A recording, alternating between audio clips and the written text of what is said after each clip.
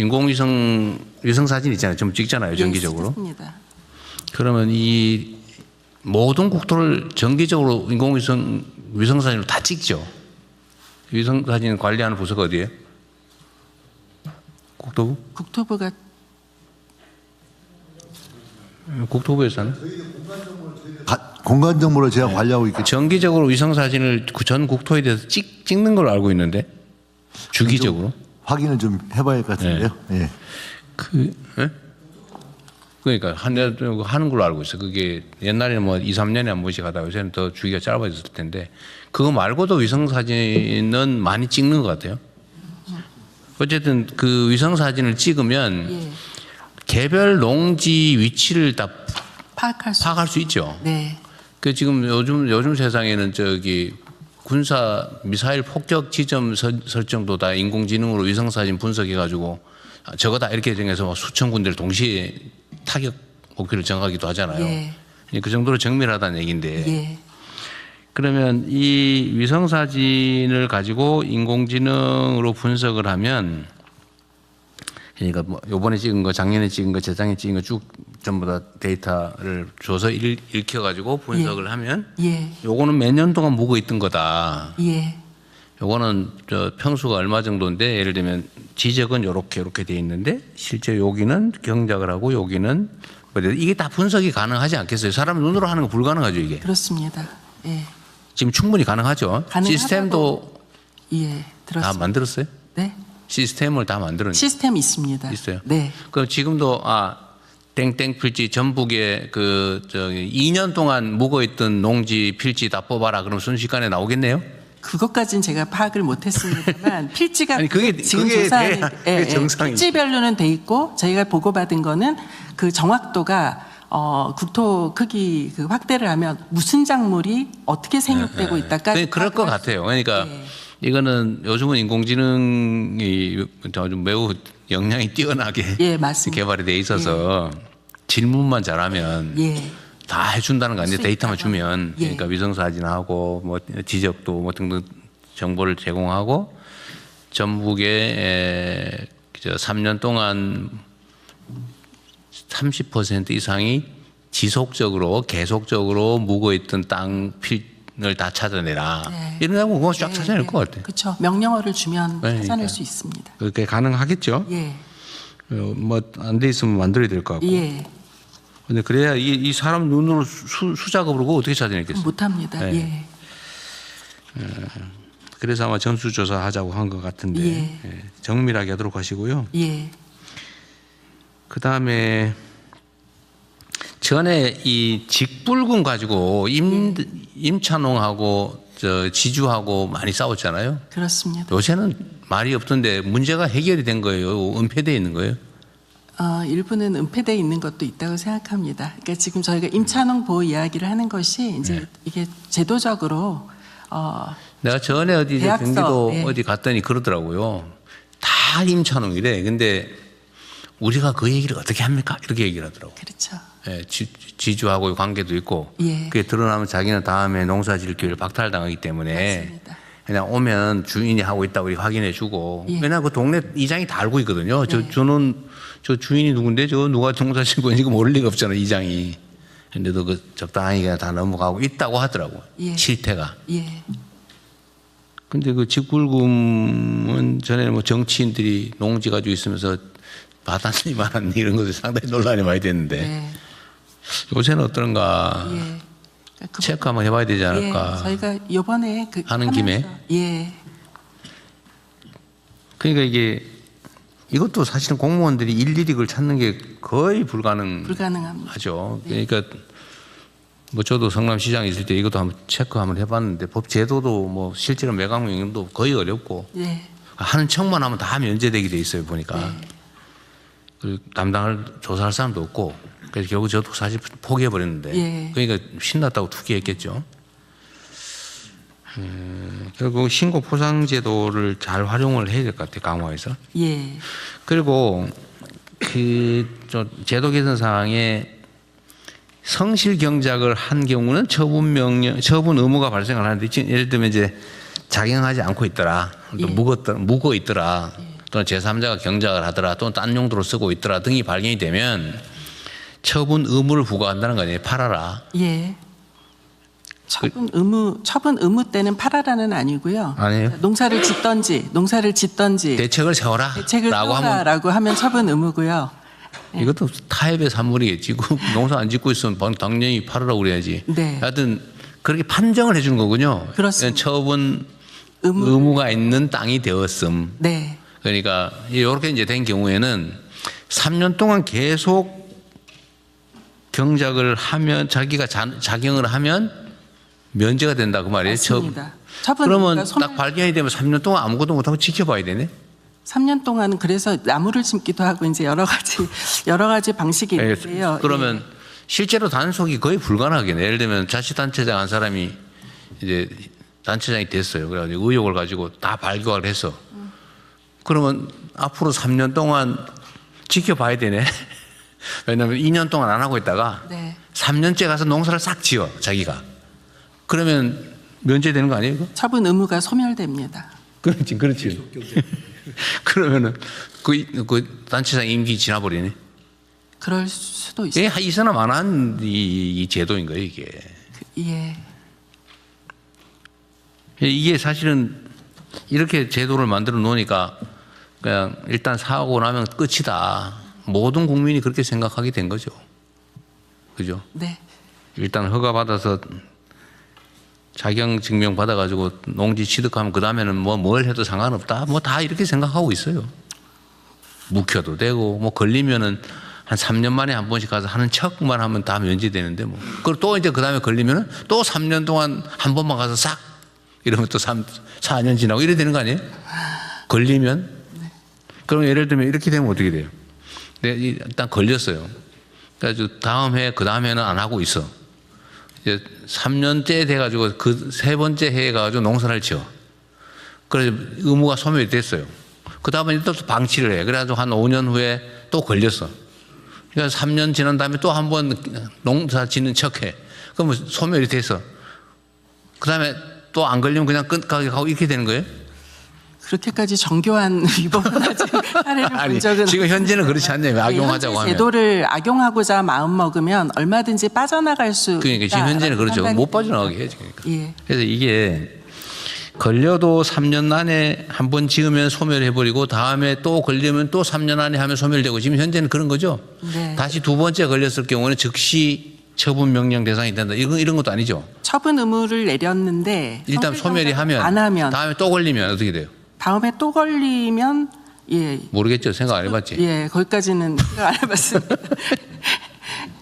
내가 보기에는 현 법률 규정상으로는 처분 의무가 발생했다가 소멸하면은 다음에 또 해봤자 걸리면 처분 의무가 다시 발생하고 3년 이내에 한 번이라 농사를 지으면은 처분 의무가 또 소멸하고 이렇게 되는 것 같아요.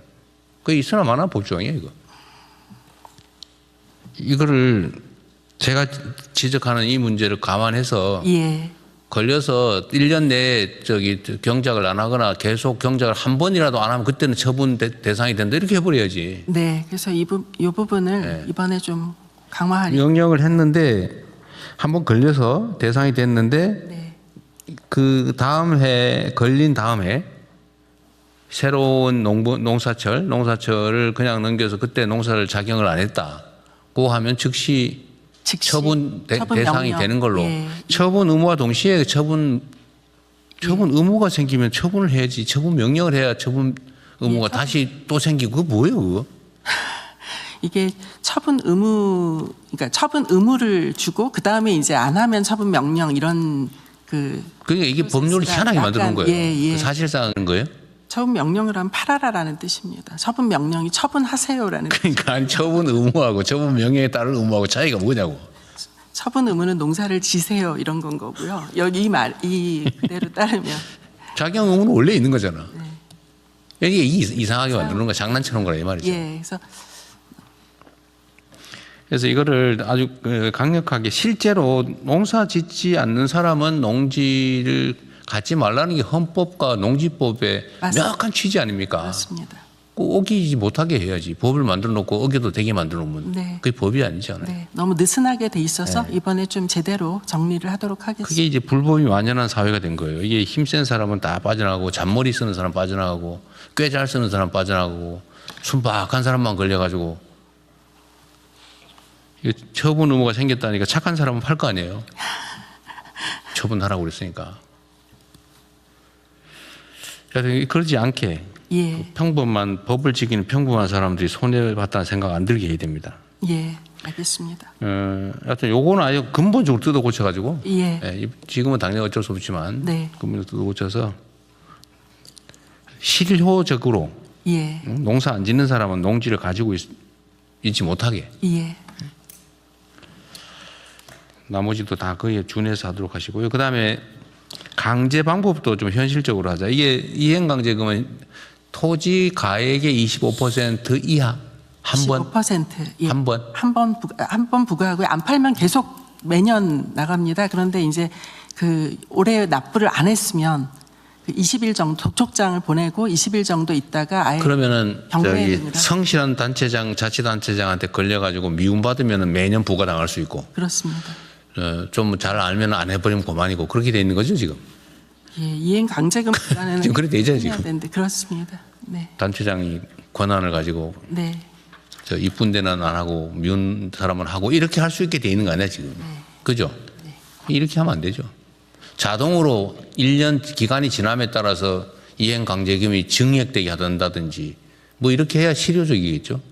아니면 아예 하지를 말고. 예, 신고보상금도 실제로 이렇게 이행강제금으로 국고에 실제 환수되는 금액의 뭐 20, 30% 하든지. 아, 예, 뭐 알겠습니다. 그것도 그래 하면 되지 뭐. 예,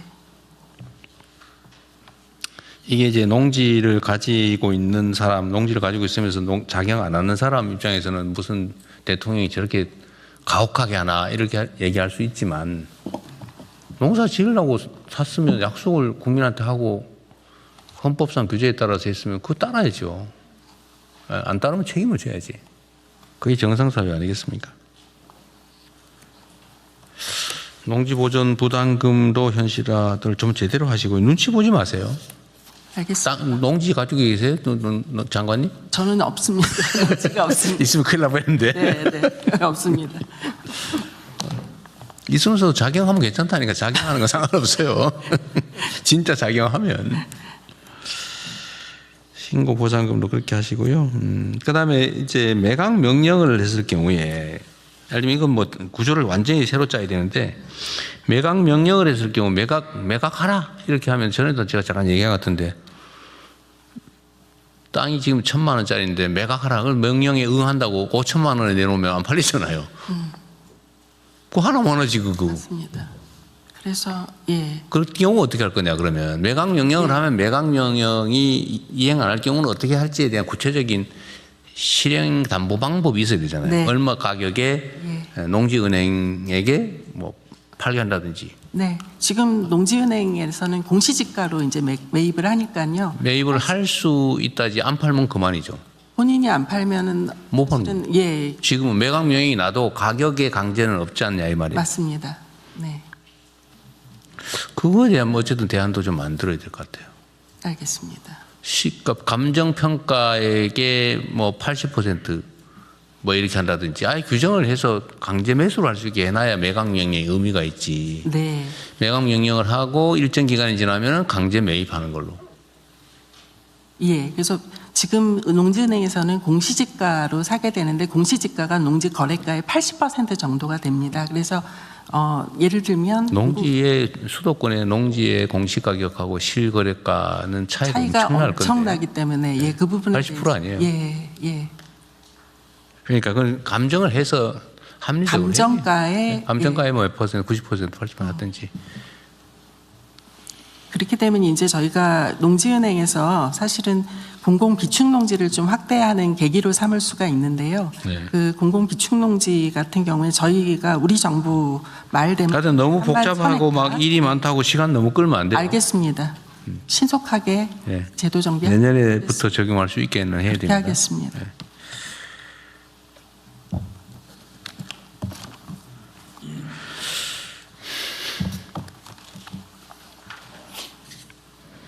네, 머리 아픈 일이긴 한데요. 그리고 약간 충격적인 일이기도 할 겁니다. 이때가 이 수십 년 동안 안 하던 거 해서 무슨 사회주의자냐, 뭐 빨갱이냐 그럴 가능성이 많은데 법은 지키려고 서로 합의해 놓은 거니까 지켜야죠. 지킬 수 있게 하시죠. 네, 예. 하겠습니다. 네. 농림부 보건을 원안대로 접수하겠습니다. 사람을 살리는 포용적 금융대전환 경과 금융위에서 보고해 주십시오. 네, 금융위원장입니다. 사람 살리는 포용적 금융 대전환 주요 내용과 경과 향후 계획에 대해 보고드리겠습니다. 먼저 현실 진단입니다. 신용이 낮거나 담보자산이 없거나 금융 이력이 부족한 금융 취약계층에게 금융은 잔인하게 느껴집니다. 가장 힘든 사람들에게 가장 비싼 이자가 부과되고 그나마 제도권 금융은 다가가기엔 문턱이 너무 높습니다. 또 한 번 연체하면 끝까지 쫓아와서 장기 과잉 추심의 고통에 시달리게 됩니다. 결국은 불법 사금융까지 내몰리고 흉악한 범죄 조직의 협박을 홀로 감당해야 합니다. 이제는 이 구조를 바꿔야 합니다. 금융이 벽을 쌓고 배척하는 구조에서 벗어나 연결하고 길을 내서 금융의 공간을 넓히는 것, 그래서 잔인하게 느껴졌던 금융을 사람 살리는 금융으로 바꾸는 것, 그것이 바로 포용적 금융 대전환입니다. 이를 위해 현장에 생생한 목소리, 주요국 사례, 금융권의 동참을 바탕으로 실효적인 정책을 마련해 오고 있습니다. 제 주제로 매월 포용금융 대전환 회의를 개최하여 1월, 2월, 3월, 4월 계속해서 꾸준히 시리즈로 개선 과제들을 발표해 오고 있습니다. 내용은 크게 세 가지 방향입니다. 첫 번째는 금융 접근성 제고로서 배제, 선별하는 금융에서 포용, 동행하는 금융으로의 전환입니다. 먼저 정부가 더 낮은 금리, 더 많은 공급으로 정책 서민금융의 마중물 역할을 획기적으로 강화하고 있습니다. 대통령님께서 15.9%의 금리를 붙여놓고 어떻게 서민금융을 할 수 있느냐 하셨습니다. 박스에서 보시는 바와 같이 불법 사금융 예방대출의 금리를 낮추고 여기에 더해 정상 상환하면 납부 이자를 반 되돌려주는 방식을 통해 금리를 최종 6%대로 낮추었습니다. 금융 취약계층을 위한 저금리 생계자금 대출 상품도 새로이 신설해서 4월에 출시하였습니다. 서금원의 대표 보증 상품인 햇살론도 금리를 한 자릿수로 낮추었습니다. 여기에 더해 정책 서민금융 공급 규모도 지속적으로 확대해 나갑니다. 이러한 공급 확대와 금리 인하를 뒷받침하기 위해서 금융회사의 출연금을 늘렸으며 안정적인 제도 운영을 위해 서민금융 안정기금 신설을 추진합니다. 두 번째로는 민간금융권의 문턱을 낮춰서 포용금융 역할을 제고합니다. 금융회사가 스스로의 재원으로 공급하는 중저신용자 대출 규모를 26년에 37조 원으로 확대합니다. 박스에서 보시는 신용하위 20%한테 의무적으로 공급하는 은행권의 세희망 홀씨 자금을 26년에 5.1조 원으로 늘리고 6조 원 달성 시기도 당초 30년에서 28년으로 앞당겼습니다. 인터넷은행 중저신용자 목표 비중도 30년에서 28년으로 앞당겨 조기 달성할 것입니다.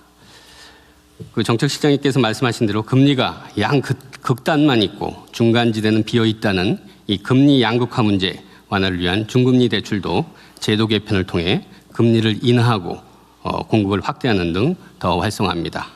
이외에도 5대 금융주주는 향후 5년간 포용적 금융에 70조 원을 투입하기로 했는데 실제 성과로 이어질 수 있도록 모니터링 점검 등 금융권과의 협업을 강화해 나가겠습니다. 세 번째로는 저신용 굴레를 벗어날 수 있도록 금융사다리를 제도화합니다. 정책 서민금융에서 시작을 해서 성실성한 이력이 쌓이면 제도권 금융으로 이동하는 연계장치를 강화합니다. 그리고 소상공인들을 위한 전용 특화 신용평가 모델을 도입합니다. 아래 작은 글씨 보시면 저희들이 작년 7월에 현장에 갔다 왔는데 28살 딸이 자기는 취업해서 3개월 다니니까 2천만 원 신용대출이 뚝딱 나왔는데 자기 어머니는 30년 장사했는데도 대출이 안 나와서 사채를 썼다는 그 이야기가 출발점이었습니다. 금융 이력이 부족한 소상공인들을 위해 매출, 업종, 상권 같은 비금융 정보를 활용해서 미래 가능성을 평가하는 제도로서 금년 하반기부터 7개 은행과 시범 사업을 실시합니다. 소상공인 연합회에서도 소상공인들의 땀방울이 인정받는 시대가 열렸다라며 환영 입장문을 발표하신 바 있습니다. 아래 박스를 보시면 포용금융 민관 협력 사례로 청년 미래 이음 대출을 신설해서 3월 31일 출시했습니다. 하루 평균 1,700건의 신청이 들어올 정도로 초기 호응이 좋습니다. 학원비, 창업준비금 등 청년들의 사회진출 준비 자금을 지원하고 상환 의지와 자금 용도를 보고 대출을 해줍니다. 재원은 금융기관들의 기부금으로 운영되고 청년들의 미래를 보고 대출해주는 상품인 만큼 당장의 회수 가능성에 중점을 두기보다는 대통령께서 지난 국무회의 때 말씀하신 대로 대출과 보조금의 어떤 중간 영역으로서 이 상품을 활성화해 보겠습니다. 다음 페이지입니다. 다음으로 두 번째 주제는 연체 채권 관리입니다. 그간의 획수 국대화의 금융에서 재기와 상생의 금융으로의 전환입니다. 국민주권정부 출범 이후 세도약 기금과 신용사면을 통해 오래된 빚쟁이 딱지를 제거하는 긴급 지원을 신속히 시행했고 이제는 연체 채권 관리 제도 자체를 전면 혁신하는 단계로 나아가고 있습니다. 먼저 긴급 지원 성과를 말씀드리겠습니다. 세도약 기금을 통해서 113만 명, 16.4조 원 규모의 초장기 연체 채권 정리를 추진 중입니다. 4월 말 현재 66만 명, 8.4조 원의 채권을 매입해서 추심을 중단했으며 이중 사회 취약계층 20만 명, 1.8조 원을 우선 소각했습니다. 소득 파악을 위한 신용정보법이 국회를 통과한 데 이어 오늘 국무회에서 처리되는 만큼 소각 관면 작업에 더 속도를 내겠습니다. 소상공인에 대해서는 새출발 기금을 통해 코로나 부실 채권 12.8만 명, 11.3조 원을 세무조정했습니다. 또한 연체를 정상적으로 상환한 293만 명에 대해서는 연체 이력 정보를 삭제해서 다시 일어설 수 있는 기회를 드렸습니다. 그 결과 15.4만 명이 신규 대출과 카드를 발급받을 수 있게 되었습니다. 다음으로 연체 양산 구조를 개혁합니다. 해외 선진 우수 사례를 전수조사하고 그 결과를 벤치마킹해서 장기 연체 과잉 추심을 전면 혁신하고 있습니다. 우선 연체 우려 등 초기 단계에서부터 금융사의 자체 채무 조정을 활성화해서 장기화를 방지합니다. 금융기관 자체 채무 조정 내부 기준을 구체화하고 원금 감면분에 대한 손비 인정 등 유인책도 마련했습니다. 둘째는 쉽게 외부 기관에 매각하지 못하도록 매각 규율을 강화합니다. 채권을 매각하더라도 원채권자의 고객보호 책임 의무를 부여하고 매각할 때 관련 내용을 감독당국에 보고하고 공시하도록 하여 책임성을 제고합니다. 그리고 과도한 추심을 하는 영세 추심업체의 난립을 방지하기 위해 매입 추심업을 현재 등록제에서 허가제로 강화합니다. 셋째는 기계적인 소멸시효 연장 관행을 제도적으로 원천 차단합니다. 금융기관들은 상환 가능성 여부를 따지지 않고 소멸시효가 도래하면 무조건적으로 연장을 해온 게 사실입니다. 그것이 유리하도록 만든 제도를 바꿉니다. 시효를 완성시켜야 손비를 인정받을 수 있게 해서 무조건적인 연장을 억제하겠습니다. 그리고 소송 절차적인 측면에서도 금융기관에게만 특혜를 부여했던 지급명령, 공시소송달 특례도 폐지하겠습니다. 이건 소송촉진특례법을 개정해야 하는데 주무부처인 법무부에서 적극 협력해주고 계셔서 감사드립니다. 아마 지금 이제 법원과 협의 절차를 진행 중이신 걸로 알고 있는데 마무리되는 대로 입법 작업이 시작될 것으로 알고 있습니다. 이러한 제도 개편이 전 업권에 안착될 수 있도록 실적을 2분기부터 공시하고 실적에 따른 출연료 차등 등 유인 체계도 구축하겠습니다. 그 밑에 박스를 보시면 이미 변화가 나타나고 있습니다. 5대 시중은행의 경우 자체 채무 조정 건수는 작년 1분기 대비해서 4분기에 3.5배 늘었고 연체 채권 매각은 작년이 3.5만 건이었는데 금년 1분기에는 11건으로 아주 급감을 했습니다. 시효 완성 및 소각도 최근 3년분기 평균이 2,229건 598억 원이었는데 올해 1분기 7,676건 2,882억 원으로 크게 확대되었습니다. 그리고 신보기의 사적 채무 조정과 개인회생 파산 등 법원의 사법적 채무 조정과의 연계도 강화해 나가고 있습니다. 다음 페이지입니다. 아주 훌륭하게 잘하고 계십니다. 세 번째 주제는 불법 사금융 문제입니다. 종래의 제도 따로 피해자 따로의 방치의 금융이 아니라 국가가 책임지고 불법 사금융을 차단하고 피해자를 구제하며 범죄자를 일법백계합니다. 합니다. 우선 한 번만 신고하면 전담자가 지정되어 옆에서 모든 절차를 원스톱으로 지원하는 전담 체계가 가동 중입니다. 초동 대응이 제일 중요한데 경기복지재단 사례를 저희들이 빌려왔습니다. 신고 즉시 정부가 불법 사채업자한테 정부가 개입하고 있다, 불법이다, 멈춰라 문자와 구두로 경고하고 근거원정 명의의 무효 확인서까지 발급해 추심을 중단시킵니다. 원스톱 지원 개시 2달 만에 불법 추심 1,025건을 중단시켰고 무효 확인서도 202건 발급했습니다. 법률 상담과 추심 대응을 위한 채무자 대리인 선임, 경찰 수사 의뢰, 경제적 제기를 위한 채무 조정, 고용복지 상담까지 종합적으로 연계 지원하고 있습니다. 밑에 통계에서 보시는 대로 채무자 대리인 제도도 이제 많이들 활성화돼서 이용하고 계십니다. 그 밑에 원스톱 지원 사례는 아주 아픈 사연들을 우리가 어떻게 대응했는지 보여주고 있습니다. 그다음에 이제 불법 사금융이 발붙이지 못하도록 범죄 유인과 수단, 경로를 전방위적으로 차단합니다. 연 60% 초과 고금리 불법 사금융은 원금과 이자 모두 원천 무효입니다. 이 반사회적 대부 계약은 법률이 보호해주지 않습니다. 그리고 이게 25년 7월부터 시행 중입니다. 아마 이제 국무위원분들도 처음 보시는 분들도 계실 텐데 저희들이 잘 알려질 수 있도록 홍보를 계속 다양하게 해오고 있는데 이것과 관련된 제 X를 지난 일요일 대통령께서 리트윗 해주셔서 아마 홍보 효과가 더 크게 난 것 같습니다. 감사드립니다. 다시 한번 국민 여러분들께 제가 분명히 말씀드립니다. 60% 초과 고금리 불법 사채, 원금과 이자 모두 무효입니다. 갚을 필요가 없습니다. 범죄 도구인 대포폰과 대포통장도 더욱 신속히 차단하겠습니다. 그리고 불법 사금융 모집 경로인 불법 광고도 AI 기술도 활용하고 시민 감시단 등 사람의 힘도 써서 온오프라인 양방향으로 촘촘히 걸러내겠습니다. 그렇지만 이것은 금융의 영역을 넘어서 명백한 반사회적 민생 범죄라는 인식이 중요합니다. 갈수록 조직화 고도화되고 있어서 예방 피해 구제를 넘어 강력한 단속과 일벌백계가 중요합니다. 경찰에서 힘써주고 계신데 감사드리고 더 신경 써주시기를 부탁드리겠습니다. 공조도 강화하겠습니다. 금감원에서 접수된 신고 내용들을 분석한 결과 박스에서 보시는 것처럼 수도권 2030 세대에 집중된 동일 조직으로 추정되는 이실장 사례를 저희들이 포착했습니다. 그래서 바로 경찰청 광역수사대에 제공해서 지금 수사가 진행 중입니다. 그리고 신속한 수사, 효과적인 대응을 위해 금감원 불법사금융 특사경 설치도 차질 없이 추진하겠습니다. 포용적 금융 대전환은 이제 막 시작입니다. 갈 길은 멀지만 반드시 가야 할 길입니다. 금융이 스스로의 경계를 넓힐 때 금융은 더 지속 가능해지고 국민 경제는 더 튼튼해집니다. 금융위원회는 앞으로 개선 과제를 지속 발굴하고 추진 실적을 정기적으로 점검하여 국민 체감도와 정책 성과를 높이겠습니다. 나아가 금융 시스템 자체를 포용적 금융으로 재설계하기 위해 시민단체, 사회활동가, 연구기관 등과 폭넓게 논의하며 기존 사고에 얽매이지 않는 혁신적 해법도 모색하겠습니다. 이상 보고 마치겠습니다. 네. 아주 금융위가 이제는 엄청난 실적들을 내고 있네요. 아주 잘하고 있어서 감사합니다.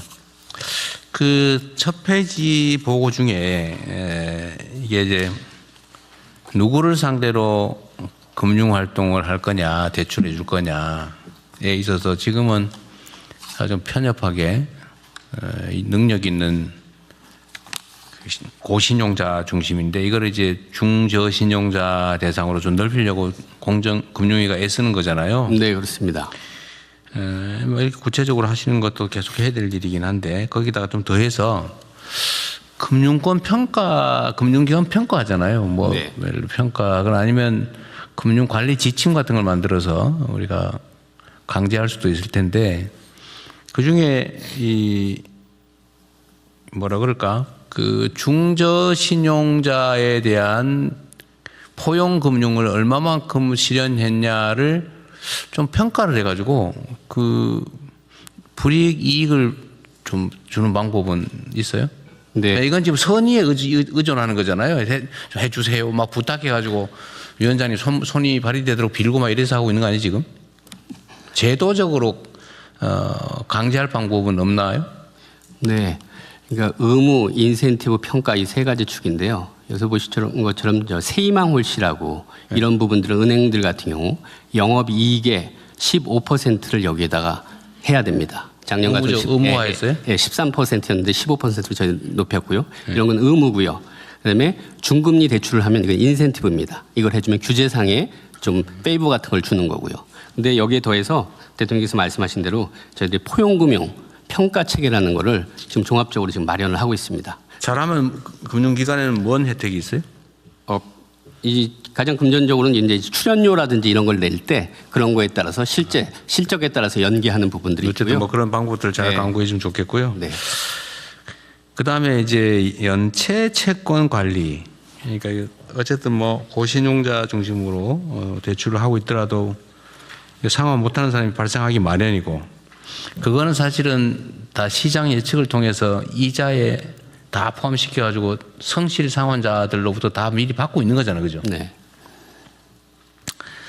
그런데 이거를 지금까지는 아주 악착같이 그냥 마지막 최후의 한 명의 단 1원까지도 쥐어 짜자가 이제 일종의 당연한 것처럼 받아들여졌는데, 원래 이러면 안 된다는 거잖아요. 원래 이러면. 그럴 때 채무 조정을 조기에 하면은, 그러니까 전에도 얘기했지만 이게 3개월 뭐 이자 못 내면 이제 연체 채권으로 관리하고 또 그 일정 시간이 지나면은 그냥 그걸 한 10% 원금의 한 10% 받고 팔아버리잖아요.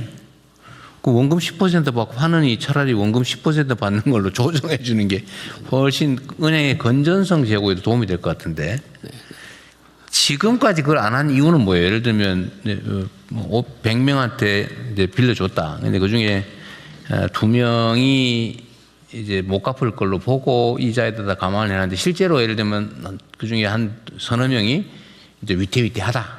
그러면은 그럴 경우 이제 지금까지는 그냥 내비뒀다가 연체를 실제 2명이 발생하면 그때 그 2명을 떼가지고 팔아버리는 거잖아요. 네. 원금 낳은 자녀 원금이 10% 좀 받고.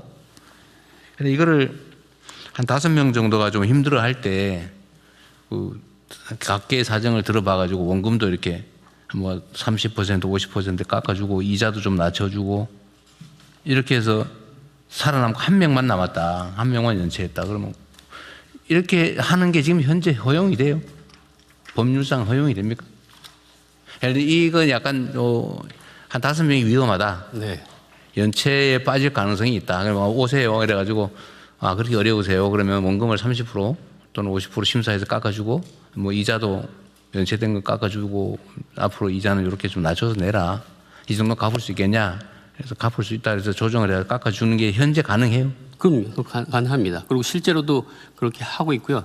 말씀하신 대로 저희들이 다른 나라 사례를 다 전수조사했거든요. 그걸 많이 해야 되는 거죠. 네네. 영국 같은 경우 말씀하신 대로 그렇게 해봤더니 오히려 장기 회수 가능성이 더 높고 그렇기 때문에 이걸 권장을 합니다. 그래서 자꾸 채무 조정 이런 것들 서로들 같이 만나서 빨리 해봐라. 그리고 적극적으로 해봐라. 그래서 저희들도 이런 것들을 연체가 다 되고 나서 3개월 되고 나서 기한이 상실되고 하지 말고 미리 가서 얘기하라. 그리고 원금을 감면하면 그것도 손비로 인정해 주겠다.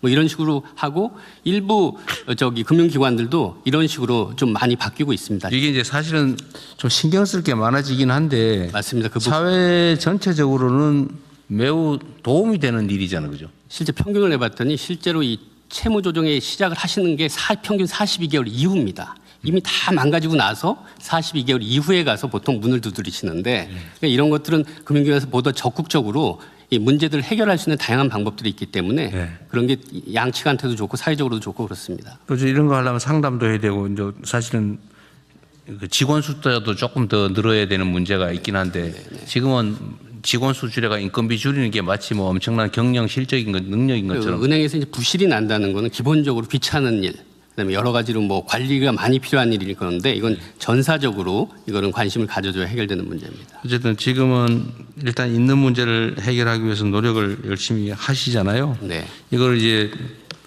누군가 또 손을 떼거나 관심이 낮아지면은 또 옛날로 싹 되돌아가 버릴 가능성이 많잖아요. 돈이라고 하는 게 원래 그런 거 아닙니까?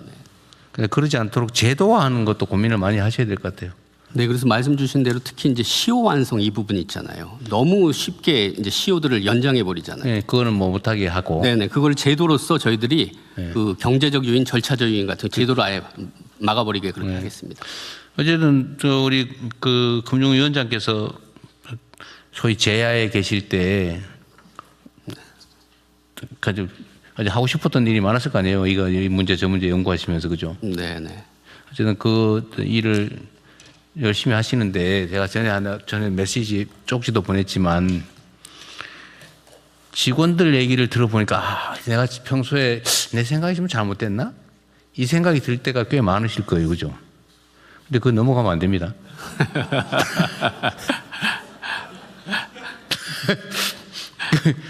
그 여기 다른 장관님들도 마찬가지예요. 그 예를 들면 관료 사회 속에서 살아오신 분들은 좀 그냥 원래 그렇게 그쪽에 많이 맞춰져서 괜찮은데 민간에서 들어간 분들은 좀 다르거든요. 저희가 사실 인사를 그렇게 하는 이유도 있어요.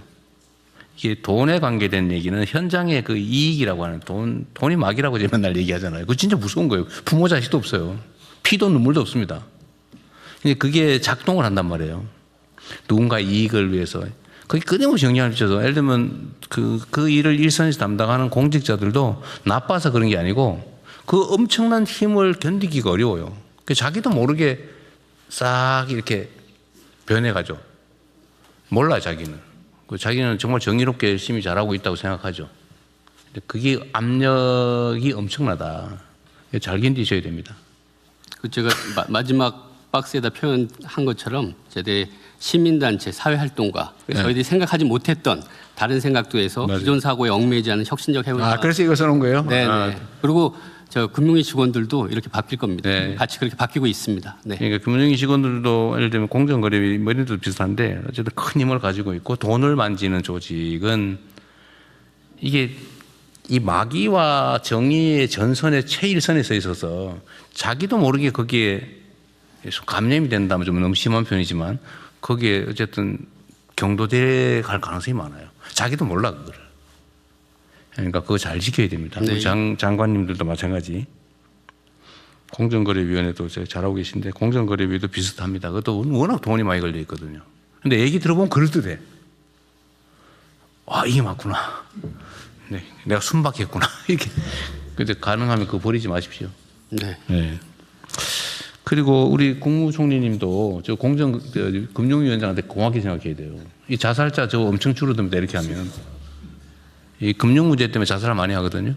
근데 사람들이 나 빚 때문에 죽는다고 말하지 않죠. 뭐 그렇게 쓰는 경우도 있긴 한데, 근데 실제로 생을 포기하는 중요한 원인이 이 빚이에요. 마지막에는 자기가 살 수가 없으니까 결국 남의 돈으로 살아가다가 이게 딱 막히면 이제 그때 더 이상 살아갈 방법이 없다고 생각하고 극단적으로 선택하는 거거든요. 우리 총리님도 고맙다고 한 말씀 하세요. 그런데 자살자가 많이 줄었잖아요. 네, 그 원인도 있을 거예요. 네, 조금 이따 바로 보고할 겁니다. 네. 그것도 있어요? 감사하게 생각하고 있습니다. 대통령님, 저 성평등가족부 장관입니다. 네. 네, 저도 금융위 위원장님께 감사하다는 말씀을 드리고 싶은 게 사실 많은 여성들 또 청년들이 불법 사금융을 인해서 많은 고통을 겪고 사실 죽음을 많이 선택하기 때문에 그런데 제가 조금 그 관련해서 좀 여쭤보고 싶은 게 사실 그 성매매, 성착취 피해를 겪는 많은 여성분들이 이 불법 사금융의 피해를 겪고 계신데 그 뒤에는 사실은 조직 폭력배가 네. 있는 경우가 있어서 이 경우에 금융위의 이 도움만으로 문제 해결이 안 되는 경우에 거기에 대해서도 혹시 좀 검토를 해보셨는지. 그건 금융위 소관은 아니고 아니, 경찰 소관, 사실 경찰 소관인 것 같은데. 이 부분에 대해서 한번 경찰하고도 혹시 협조 체계 구축. 당연히 이건 네, 경찰이랑 같이 네. 연계해서 하고요. 네. 저희들이 수사 의뢰라든지 네. 핫라인도 설계를 해서 네. 개설해서 필요한 경우는 다 전담자들 하나하나 해서 그래서 빨리빨리 이 추심 같은 경우 빨리 차단하기도 하고 그렇게 네. 하는데 말씀하신 대로 결국은 이건 금융에서 해결할 영역도 있지만 네. 경찰이나 이 단속에서 확실하게 일벌백계를 해야 된다는 게 제가 전문가들 얘기 들어보면은 다 잡을 수는 없는데 확실하게 일벌백계를 해주면 거기서 많이들 완화가 될 거다 이런 말씀들 많이 해주십니다. 네, 고맙습니다. 그리고 그 연이자율 60% 이게 원래 현재 그 법률상 이자 상한이 20%죠. 네, 맞습니다. 20%의 3배. 그러니까 법정 최고 한도 이자의 3배를 넘게 대부 계약을 하면 돈을 빌려주면 원금까지 안 갚아도 되는 완전히 무효다. 맞습니다. 그런 거고 20%를 지금 현재 최고 한도가 20%니까 네. 20%를 초과하는 이자는 또 무리라서 안 내도 된다. 맞습니다. 네. 그러니까 20%를 초과하는 이자는 안 내도 되고 그게 이자 약정이 60%를 넘는 결과가 되면 원금도 안 갚아도 된다. 맞습니다. 그 말이죠. 네. 그래서 뭐 예를 들면 50만 원 빌리는 걸로 하고 선이자 20만 원 떼고 뭐 이래가지고 30만 원 주고 이러면 받아서 안 갚아도 그만이다. 갚을 의무가 없다 이 이미 말이죠. 지급을 했다면 그것까지도 반환받을 수 있습니다. 그렇죠. 아니 근데 50만 원 빌리는데 무슨 이자로 한 두세 달 이자로 20만 원 뗐다 그러면 그 자체 이자가 이미 대부분 불법 사금은 불법이지. 당연히 60% 당연히 넘는다. 60%다 높습니다. 당연히 높습니다. 그리고 이때 계산은 내가 지금 당장 현실적으로 쥔 돈 기준으로 계산하는 거죠. 다 연율로 환산하기 때문에요. 연리로 네, 계산하고 네. 내가 실제로 받은 돈 기준으로 네, 계산을 네. 하는 거다. 맞습니다. 뭐 선이자 뭐 이런 거 한 거 다 부담을 빼고, 다 네. 했습니다. 예. 하여튼 20만 원을 내가 받았는데 뭐 어떤 명목이든지 석 달 후에 그게 24만 원을 넘어갔다고 하면은 다 안 갚아도 된다. 네. 그렇게 약속했으면 그런 얘기죠. 근데 이것도 우리 국민들께서 좀 알고 계시면 좋겠다는 생각에 한 번 더 얘기했습니다. 어쨌든 금융위는 뭐 최근에 아주 혁혁한 실적을 내고 있는 것 같아요. 감사합니다. 우리 금융위 직원들이 다 열심히 하고 네. 있습니다. 금융위 직원들도 포상 열심히 하세요. 저희들이 그 가장 세게 줬습니다. 1등한테 1,000만 원 줘갖고. 일단 네, 다른 부처 장관님들이 다 물어보셨습니다. 네. 돈만 지는 데라서 많이 줬냐 막 그러던가요? 잘하셨습니다. 네. 네, 이어서 그 조금 전에 마침 얘기했던 자살 자살 얘기군요. 문제, 네. 예, 자살 대책 추진 현황 국무조정실 국무 1차장님 그리고 보건복지부 장관님 이어서 보고해 주십시오. 예, 범정부 자살 예방 대책 추진 현황을 보고드리겠습니다. 국무조정실장이 형사사법체계 개선 당정 공동 토론회에 참석 중이라서 국무 1차장이 보고드리겠습니다. 먼저 자살 사망자 현황입니다. 우리나라 자살률은 98년 외환위기를 기점으로 급격히 올라갔었습니다. 그리고 2018년 이후에 현재까지 OECD 국가 중 1위를 차지하고 있습니다. 참고로 2위는 리투아니아가 한 18명 정도 되고 3위가 일본이 한 15.6명 정도 됩니다. 다만 그나마 희망적인 것은 25년도 자살 사망자가 전년 대비 972명 감소했고 금년 2월까지 작년 10월 이후에 연속 5개월 감소 추세를 이어가고 있습니다. 이 희망의 빛을 계속 이어가도록 최선을 다하도록 하겠습니다. 정부 자살 예방 대책 및 추진 체계입니다.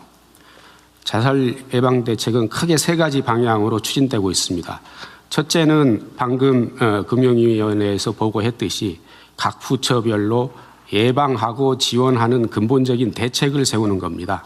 그래서 파산, 실업 등 다양한 자살 유발 요인에 대해서 정책적인 노력을 기울여 나가는 것입니다. 두 번째는 현장 대응입니다. 고위험군과 잠재적 고위험군을 적극적으로 발굴하고 신속하고 정확하게 대응하는 그 현장 대응이 매우 중요합니다. 이 부분은 이어서 복지부에서 상세히 보고드리도록 하겠습니다. 세 번째는 모두의 연대입니다. 전 사회의 생명 존중 의식 공유를 확산하기 위해서 기업, 종교계, 언론 등과 협력해 나가는 것입니다. 정부 출범 이후 작년 9월에 국가 자살 예방 전략을 마련해서 16개 부처 60개 세부 과제를 현재 추진 중에 있고 그 전략에 따라서 총리실에 생명지킴 추진본부를 설치해서 관계부처 및 지자체 등과 협력해서 대책을 추진해 나가고 있습니다. 다음 페이지입니다. 중점 추진 내용 말씀드리겠습니다. 첫 번째는 아까 말씀드렸듯이 60개 세부 과제를 매월 점검 조정하고 있습니다. 각 부처에서 열심히 협조해 주셔서 감사 말씀드립니다. 특히 지자체 대응체계 강화를 위해서 전 지자체 243개에 부단체장을 직접 자살 예방관으로 지정을 해서 기존의 보건소 중심으로 대응을 해왔던 것을 복지, 고용, 보건 등을 포괄하는 종합 대응 체계로 격상을 했습니다. 그리고 행안부에서 협조해 주셔서 여기에는 없습니다만 지자체 전담 인력 확충을 위해서 26년 기준 인건비에 293명을 반영을 해서 지금 지자체별로 전담 조직을 설치 중에 있습니다. 고위험군 강화 지원 강화가 굉장히 중요한 일입니다. 통계에 의하면 자살 유족이 일반인 대비해서 자살 위험이 22배가 높다는 통계가 있습니다.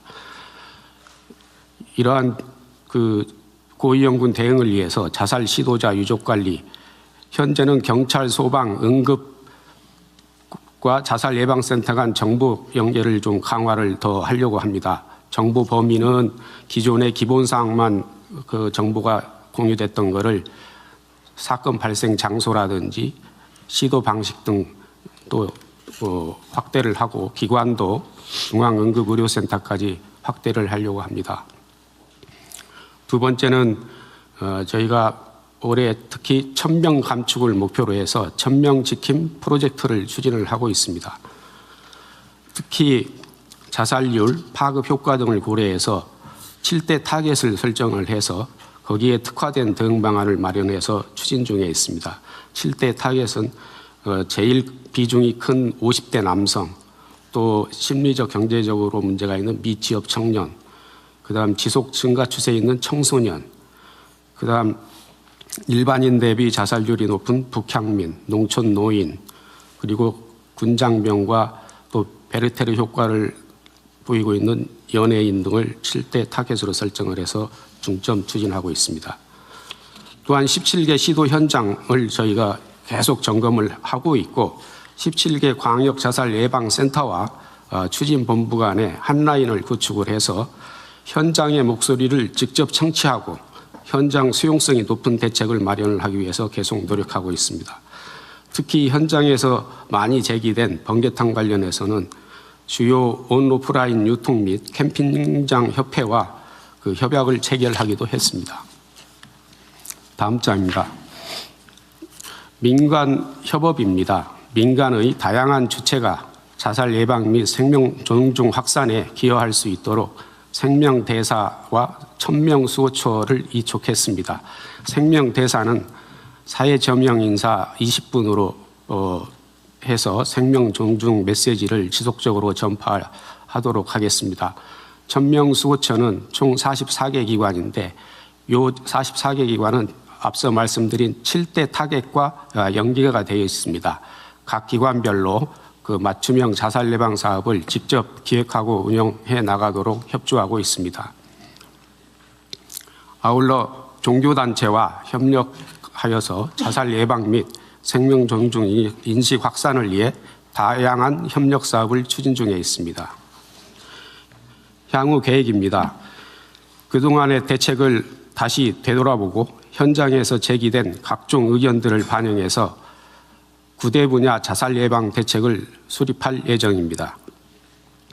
이를 위해 국조실장이 단장인 범정부 자살 예방 종합기획단을 구성해서 분야별 대책을 수립하고 주관부처에서 국무회의에 보고하고 발표하도록 하겠습니다.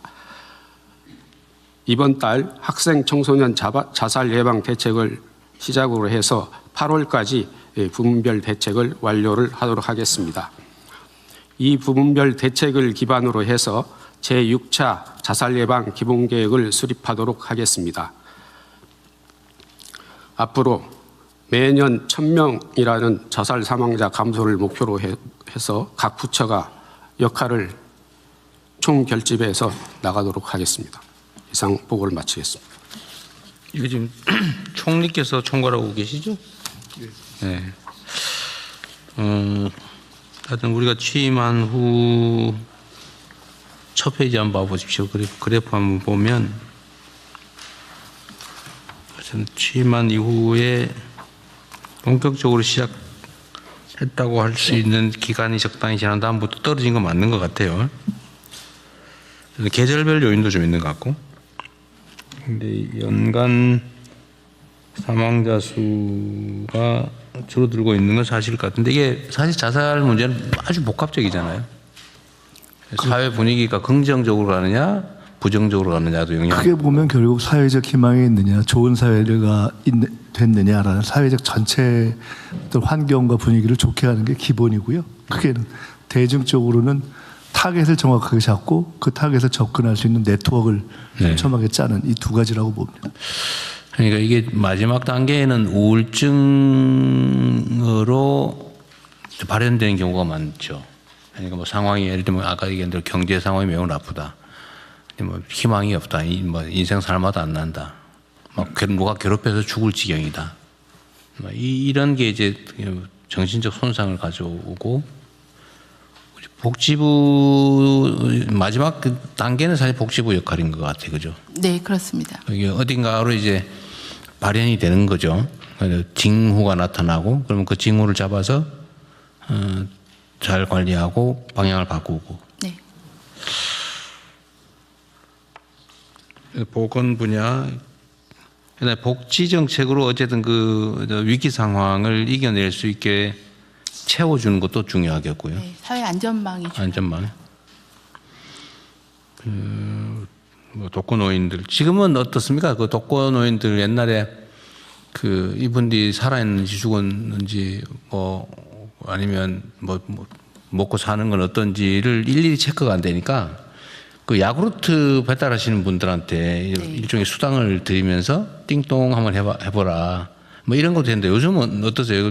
그 독거노인들이 혹시 방치되거나 위험군들 보호 대상자들이 정기적으로 체크하는 거는 좀 잘 되고 있나요? 현재는 생체 징후도 측정하고 또 생활에 대한 징후가 있는지 하는 것들을 센서를 동원해서 신고하는 그런 기술을 동원해서 안전 관리를 하고 있는 상황입니다. 예, 좀 더 진화된 네. 방법을 쓰고 있습니다. 우리가 어쨌든 뭐 그냥 드림센터 이런 걸 하는 이유도 어쨌든 먹는 거 문제 전에 먹는 게 해결이 안 돼가지고 저기 사망한 유명 인사도 있었죠. 무슨 작가든가 탤런트든가. 네, 그리고 저희가 7대 타겟 그룹을 나눠놨는데 그 중에 예를 들어 연예인 같은 경우도 이제 가령 그런데 해당합니다. 갑자기 뭐 일이 없으면 확 환경이 안 나오면 좋기 되고요. 때문에 그런 부분도 다 이렇게 타겟별로 타겟이라기보다는 그룹별로 저희들이 이렇게 접근하는 방법을 그래서 따로 보건 복지 분야도 신경 써야 되고 아까 얘기한 대로 금융 이 빚쟁이들 독촉 때문에 힘들어하는 거 그걸 털어주면 되는데 어차피 못 갚을 사람을 빚쟁이를 만들어가지고 막 달달 볶고 그 평생 그냥 그 짐 지고 살아가게 하고 이게 사실은 이 자살 원인이기도 하잖아요. 그걸 딱 털어줘 버려야 되는데 그 어차피 가지고 있다고 돈 되는 것도 아닌 걸. 어쨌든 그건 금융위가 좀 잘하고 계신 것 같고요. 어쨌든 이런 것도 많이 그 자살 요인을 줄이는 것 같습니다. 일자리 문제나 뭐 이런 거 또 미래 전망에 관한 문제는 하여튼 요즘은 예를 들면 인공지능이 대세인데 인공지능을 어떻게 잘 활용할지를 잘 가르쳐서 취업이나 이런 데 도움이 되게 하는 교육도 중요하고요. 또 뭐 일자리 만드는 산업 분야도 중요하고 노동 고용 정책을 하는 노동부도 중요하고 이게 다 관련이 웬만한 데 다 관련인 것 같습니다. 그리고 경찰청장님, 예. 그 지금 자꾸 저 자살 사건 보도나고 막 이런 거 있잖아요. 예. 흉악범죄 그 언론에 보도나고 하는 거. 제가 알기로는 이런 거 원래 보도 안 하는 게 보도 윤리 지침으로 알고 있는데. 예, 그렇습니다. 저희도 이렇게 자살이라든지 뭐 이런 부분들은 언론에 안 나오는 게 좋기 때문에 저희가 최대한 저희가 뭐 이렇게 소극적으로 이렇게 하는데 이렇게 언론이 이제 경쟁적으로 취재하고 하다 보면 뭐 연예인 사건들이나 이런 사건들이 종종 보도되고 그렇습니다. 그래도 일선 경찰을 좀 잘 관리하셔가지고 예. 이런 정보들이 좀 최소화될 수 있게 예. 하는 것도 중요할 것 같아요. 예, 그렇게 하겠습니다. 뭐 희한한 아주 획기적이라면 좀 그렇고 그런 거 말로 그래 자세히 보도해가지고. 저희가 복지부가 이제 언론계하고 협의해서 자살 보도에 관한 보도 준칙을 계속 업데이트를 하고 있고요. 네. 언론인들에게 주기적으로 안내하고 교육 홍보를 하고 있습니다. 더욱더 강화하겠습니다. 그런 거 잘 관리해 주시고 그다음에 우울증에 대한 대응이 우리나라 제가 뭐 개인적인 아픈 경험도 있습니다만 이 우울증 환자들에 대한 관리 시스템이 충분해요? 현재는 우울증을 좀 조기 발견하기 위해서 국민 건강 검진 항목에 우울증에 대한 그 스크리닝하는 것들을 포함해서 진행을 하고 있고요. 특히 청년층의 우울증이 어려워서 2년으로 검진 주기를 좀 단축하고 사후 관리를 좀 더 강화하고 있는 상황입니다. 근데 여전히 우울증에 대한 인지와 또 치료에 대한 접근성이 좀 낮은 네. 상황입니다.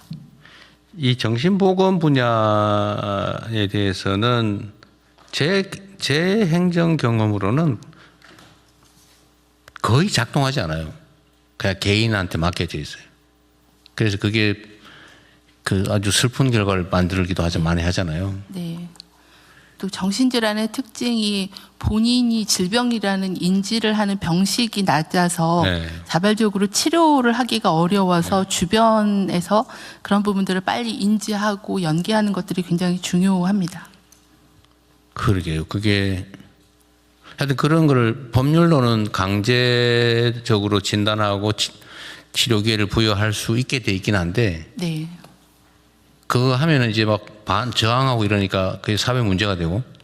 저희도 사업을 해보면 그 자살 시도자나 이런 분들이 뭔가 정신건강 서비스를 받기로 안내를 해드리면 동의율이 굉장히 낮아서 그런 부분들에 대한 게 가장 애로사항이어서 그 부분을 어떻게 더 강화할 건가에 대해서 계속 논의 중에 있습니다. 그 정신보건 분야에 대한 정부 정책을 별도로 한번 논의를 한번 하면 좋겠어요. 내가 네. 지금 이때까지 바빠서 그 얘기를 못했는데 이 법에는 나름 그 대응 시스템이 있는데 네. 내가 그 법에 있는 대응 시스템을 적용하려다 포기한 것 때문에 내가 재판을 몇 년 받았거든요. 네. 황당무계 정신건강복지 계획도 중장기 계획을 5년 단위로 계획을 세우고 최근에 계획을 세웠는데요. 한번 정리해서 그러니까 일선 단체장이나 공무원들이 절대로 안 하려고 그래 그거를. 법에 있는 거지만 다 도망가고 심지어 그거 갖다가 무슨 직권남용이라고 막 기소해가지고 재판하고 이런 짓을 하니까 그 누가 하려고 그러겠어요. 현재는 대응 인프라가 대부분 공무직 중심으로 진행을 하다 보니 전문성이나 지속성을 확보하기가 좀 어려운 구조여서요. 대응 체계를 좀 강화하는 게 필요합니다. 그것도 한번 언젠가는 공론화해서 한번 얘기를 해야 될 것 같아요. 이게 다 내몰래라 내버려 둬가지고 네. 그것도 개인에게 맡겨져 있잖아요. 네. 국가적 불행이죠. 그게. 개인 가족의 불행이기도 하고. 네, 병무청장입니다. 네. 제가 한 말씀 드리겠습니다. 네. 병무청도 범정부 자살 예방 5개년 종합계획에 그 수립에 참여해서 청년 자살률 감소를 위한 국가적 노력에 동참하고 있습니다. 네. 국가 건강검진 이외에 청년 국가 건강검진 이외에 우리 병무청에서 검사하는 병역 판정 검사는 19세 남성 전원이 의무적으로 받는 검사입니다. 그래서 정신건강의학과 전문의와 임상심리사가 함께 참여해서 자살 고위험률을 네. 선별하고 자살 예방센터 등 관계기관과 연계해서 정신건강 서비스를 네. 제공받도록 노력하고 있습니다. 네, 안 그래도 그 얘기 한번 하려고 했는데 군내 자살자는 획기적으로 줄어들었더군요. 한 2, 3년 전이던가. 네, 군에 대한 거는 제가 정보를 갖고 있지 않습니다. 다만 병역 판정 검사에서 네. 어쨌든 군은 어쨌든 대응책을 아주 잘 강구해서 많이 줄었죠. 네, 그렇습니다. 다행입니다. 그러니까 그게 정말 줄어도 그냥 몇십 프로 주는 게 아니라 확 줄어버렸던데. 지휘관의 지집중과 관심이 가장 큰 것 같습니다. 이제 최근 들어서는 이제 좀 범에 좀 계절적인 요인이 있어서 좀 그런 요인이 좀 상습적인 요인이 있는데요. 네. 대체적으로 많이 줄었습니다. 체계적으로 관리한 덕분에 엄청 줄었던 거는 어쨌든 군의 큰 성과인 것 같습니다. 네. 그리고 인터넷에 이 자살 방조하는 거 있잖아요. 뭐 같이 동반 자살할 사람 모으고 뭐 이런 거 요새도 있겠죠. 이거 누가 관리합니까? 네, 현재 저희가 그 생명존중 희망재단의 유행 그 정보 대응팀이 있어서요. 여기서 인터넷상에 같이 자살할 사람을 모은다거나 자살 방법에 대한 안내를 한거나 하는 그런 위해 정보를 모니터링해서 그 부분에 대한 대응을 하고 있고요. 자원봉사자가 한 1,200명 정도가 같이 이 감시에 대한 부분을 해주고 있는 그런 네. 상황입니다. 내가 하나 궁금한 게 있는데요. 그런 뭐 글이라든지 뭐 제안이라든지 이런 걸 인터넷을 뒤져서 찾아내는 거예요? 지금은 이제 검색 기능으로 하고 있고요. 현재 저희가 AX 사업으로 예산을 네. 받아서 그래야 AI 되겠죠? 기반으로 자살 정보를 추출하는 걸 지금 개발 지금 중에 복지부랑 있습니다. 과기정통부가 같이 과제를 하고 있습니다. 그래서 그래? 기존에는 이제 사람이 이제 그 조사원들이 직접 다 그 SNS나 이제 글 자살 이렇게 치면 누가 그렇게 자살이라고 쓰겠냐고. 요새는 다 회피하는 딴 단어 쓰죠. 네. 그래서 옛날 같은 방식으로는 찾기 어려울 것 같아요. 네, 지금 뭐 다양한- 자연어 방식으로 찾을 수도 있고 어떤 뉘앙스 관련된 유해인 정보를 찾기도 하고 관련된 SNS 글을 분석해서 이 사람이 어떤 자살 뭐 징조가 있다 그러면 사전에 좀 찾아냅니다. 그러니까 그래서 그게 사전에 찾아서 그 관련된 유해 정보들을 삭제하기도 하고 아니면은 또 그 119나 뭐 그 긴급 이제 자살 예방 기구에 이렇게 안내하는 이런 어떤 역할을 네. 올해 말까지 완료하고 상용화 예정입니다. 어쨌든 그 프로그램을 잘 만드는 게 중요할 것 같아요. 네, 잘 만들겠습니다. 다른 분들 말씀하실 거 있으면 하시고. 복지부 보고가 아직 안 남아 있어요? 예, 네, 다음 그건 보고 하십시오. 네. 드리겠습니다. 네. 복지부 장관입니다. 자살 고위험군 대응 강화 방안에 대해서 보고를 드리겠습니다. 앞에 도식도를 보면은 자살 고위험군에 대해서 먼저 인지하는 단계에는 16개 부처가 취약계층을 지원하는 기관들과 연계해서 자살 예방 센터와 연계를 하고 있고요. 109 자살 예방 상담 전화와 SNS를 통해서도 위험군들을 확인하고 있습니다. 이런 위험군들이 발견이 되면 긴급 출동 및 긴급 지원을 하게 됩니다. 이 부분은 경찰과 정신합동대응팀 그리고 소방이 같이 협동해서 긴급 출동 구조를 하고 있고 응급의료기관을 통해서 치료와 대응 심리적인 상담을 지원하고 있습니다. 사례 관리는 주로 시군구에 설치되어 있는 자살 예방 센터를 중심으로 지속적인 사례 관리를 하고 있는 상황입니다.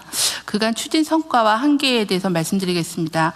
각 부처가 운영 중인 취약계층 지원 기관에서 자살 고위험군, 자살 유발 요인을 가지고 있는 그런 사람을 확인할 경우에는 자살 예방 센터로 의뢰하는 연계 체계를 고용복지센터, 소상공인 지원센터, 서민금융진흥원 등 16개의 기관까지 확대하였습니다. 자살 예방 센터 인력을 26년에 센터당 5명으로 확대를 하였지만 여전히 충분하지 않아서 신속한 사례 지원이 어려운 한계가 있습니다. 자살 예방 상담 전화 109와 SNS 온라인 상담을 운영하고 있습니다. 지속적인 안내와 홍보로 상담 요청 건수가 큰 폭으로 증가하고 있습니다.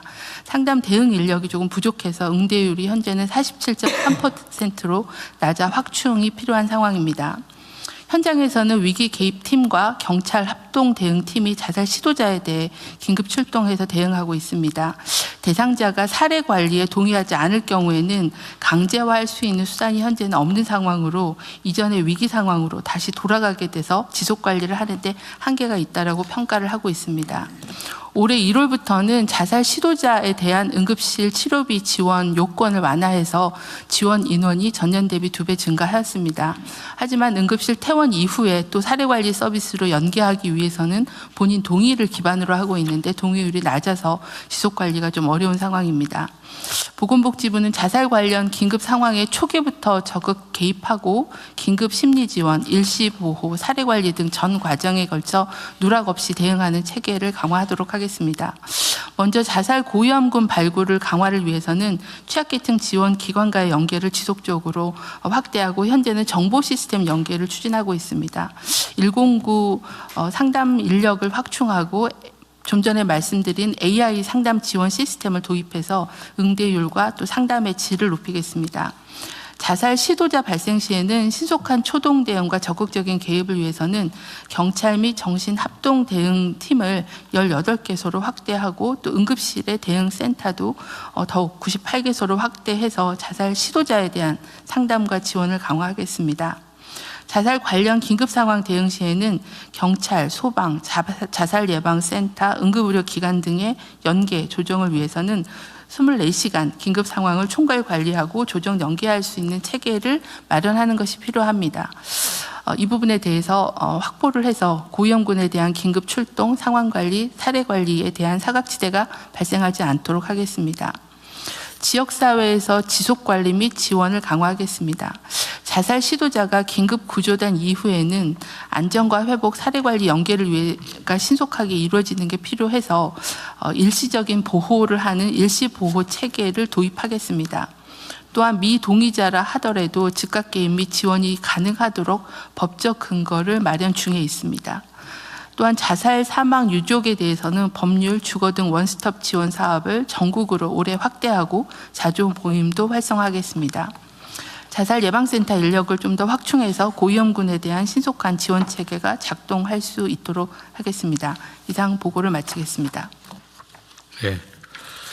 그 자살 관련 상담 인력이 150명이다. 109가. 근데 109라고 하는 거를 저는 오늘 그 번호 처음 듣는데 뭐 전에 들었겠지만 잊어버렸겠죠. 아마 오늘 회의 끝나면 또 잊어버릴 건데. 네.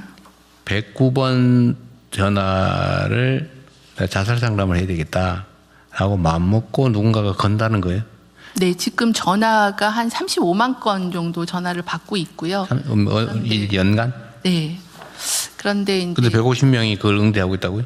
지금은 현재는 한 103명 정도가 응대하고 103명 정도가 응대하고 있고 150명이 정원인데 왜 103명이에요? 예산이 좀 충분치 않아서 예산 기반으로는 한 120명 정도가 정원이고요. 계속 뽑고 있는 그 기획 예산처럼 왜 예산을 안 준 거예요? 아니면 제가 살펴보겠습니다. 자살 예방 관련해서는 그래도 작년 대비 올해 예산이 한 30% 이상은 증액되었습니다. 아, 그래요? 네, 지금 저 인력 관련해서는 제가 다시 한번 살펴보겠습니다. 그냥 제가 그 비전문가 입장에서 한번 의견을 한번 내보면 어떤 사람이 자기의 이제 인생을 그만둘까 말까 이런 고민을 하면서 어딘가에 전화를 했단 말이에요. 네. 근데 시간 없다고 끊고 이러면 진짜 더 죽고 싶을 것 같아요. 네, 이 109 전화의 특성이 굉장히 상담 시간이 길죠. 하루 종일 한 10시간이라도 들어주고 그래야 되는 거 아니에요, 원래? 그래서 이제 그런 장기 상담자가 많다 보니 그 응대율이 좀 낮아지고 있는 분들. 근데 전화했는데 전화가 띠띠띠고 안 받아요. 내가 또 했는데 안 받아요. 확 그냥 아우 그럴 것 같은데. 현재 109 전화가 연결이 안 되면 저희가 이제 지자체가 운영하고 있는 자살예방센터나 정신건강복지센터로 연계하게 전화를 연기해서 지자체 전화로 좀 연계하고 있는 그런 상황입니다. 아, 그러면 그 전화하는 사람이 어딘가에 누군가 통화는 되긴 돼요? 109가 안 되면 지자체로 연계하게 연계 시스템을 만들어 놨는데요. 자동으로 넘어가요? 본인의 근데 그 사람은 대상자가 누군지 상담자가 누군지 모를 거 아니에요? 본인의 신분이나 위치를 알려주거나 그 위험도가 높으면 그 정보를 저희가 바로 119나 경찰에 연결을 하는데요. 주소를 알고 있으면 소방으로 연결해서 119가 가고 주소를 모르는 경우에 아니 상담이야 뭐 근데 지금 당장 자살을 시도하고 계시는 분들이 있기 때문에 그런 부분들은 경찰로 연계하면 경찰이 위치 추적을 해서 긴급 출동을 하는 걸로 그렇게 연계 체계를 운영하고 있습니다. 근데 저는 우리가 이제 국가 재정 역량, 그다음에 대한민국이라고 하는 국가가 가진 뭐 역사적인 위상이랄까 이런 거 생각했을 때 누군가가 내가 정말 죽을지 살지 한번 이 전화 한번 해봐야지. 마지막에 할 때도 없고 상의할 때도 없어. 그런데 그 전화를 돈이 없어가지고 못 받았다. 인력이 없어서 못 받았다. 이거 말이 안 되는 것 같아요. 네, 응대율을 높이는 게 필요하고요. 100% 협의해서 최소 100% 할 수 있는 정도를 확 늘려서 대응을 바로 해주면 어떨까요? 저희가 한 200명 정도가 적정하다라고 보고 있습니다. 그러면 지금 200명 하려면 96명 더 뽑아야 되잖아요, 그죠? 기획예산처 장관님. 네. 이 인건비는 예산이 아니라 그냥 일반 예비비로도 쓸 수 있죠. 이게 인건비잖아, 사람 쓰면. 네, 인건비 지원. 행안부에서 이것도 승인해 줘야 됩니까? 지금 150명 정원을 200으로 올리는 거는 지금 수시 정원 심사를 하고 있으니까요. 바로 가능합니다. 그건 바로 하고 그러면 예산 문제도 바로 해결할 수는 있겠죠. 현재 이 상담 전화를 그 희망재단에서 운영하고 있고 공무원이 아닌 비공무원 공무직. 그럼 위탁을 줘야 되니까. 그래서 정부 인건비가 아니라 예산 베이스의 인건비를 확보하는 게 필요합니다. 그거 하려면 추경해야 된다는 얘기인데. 아마 현재 예비비의 목적 대상 사업은 아닌 것 같습니다. 그런데 다른 지원 방법이 있는지는 한번 저희가 검토해 보겠습니다.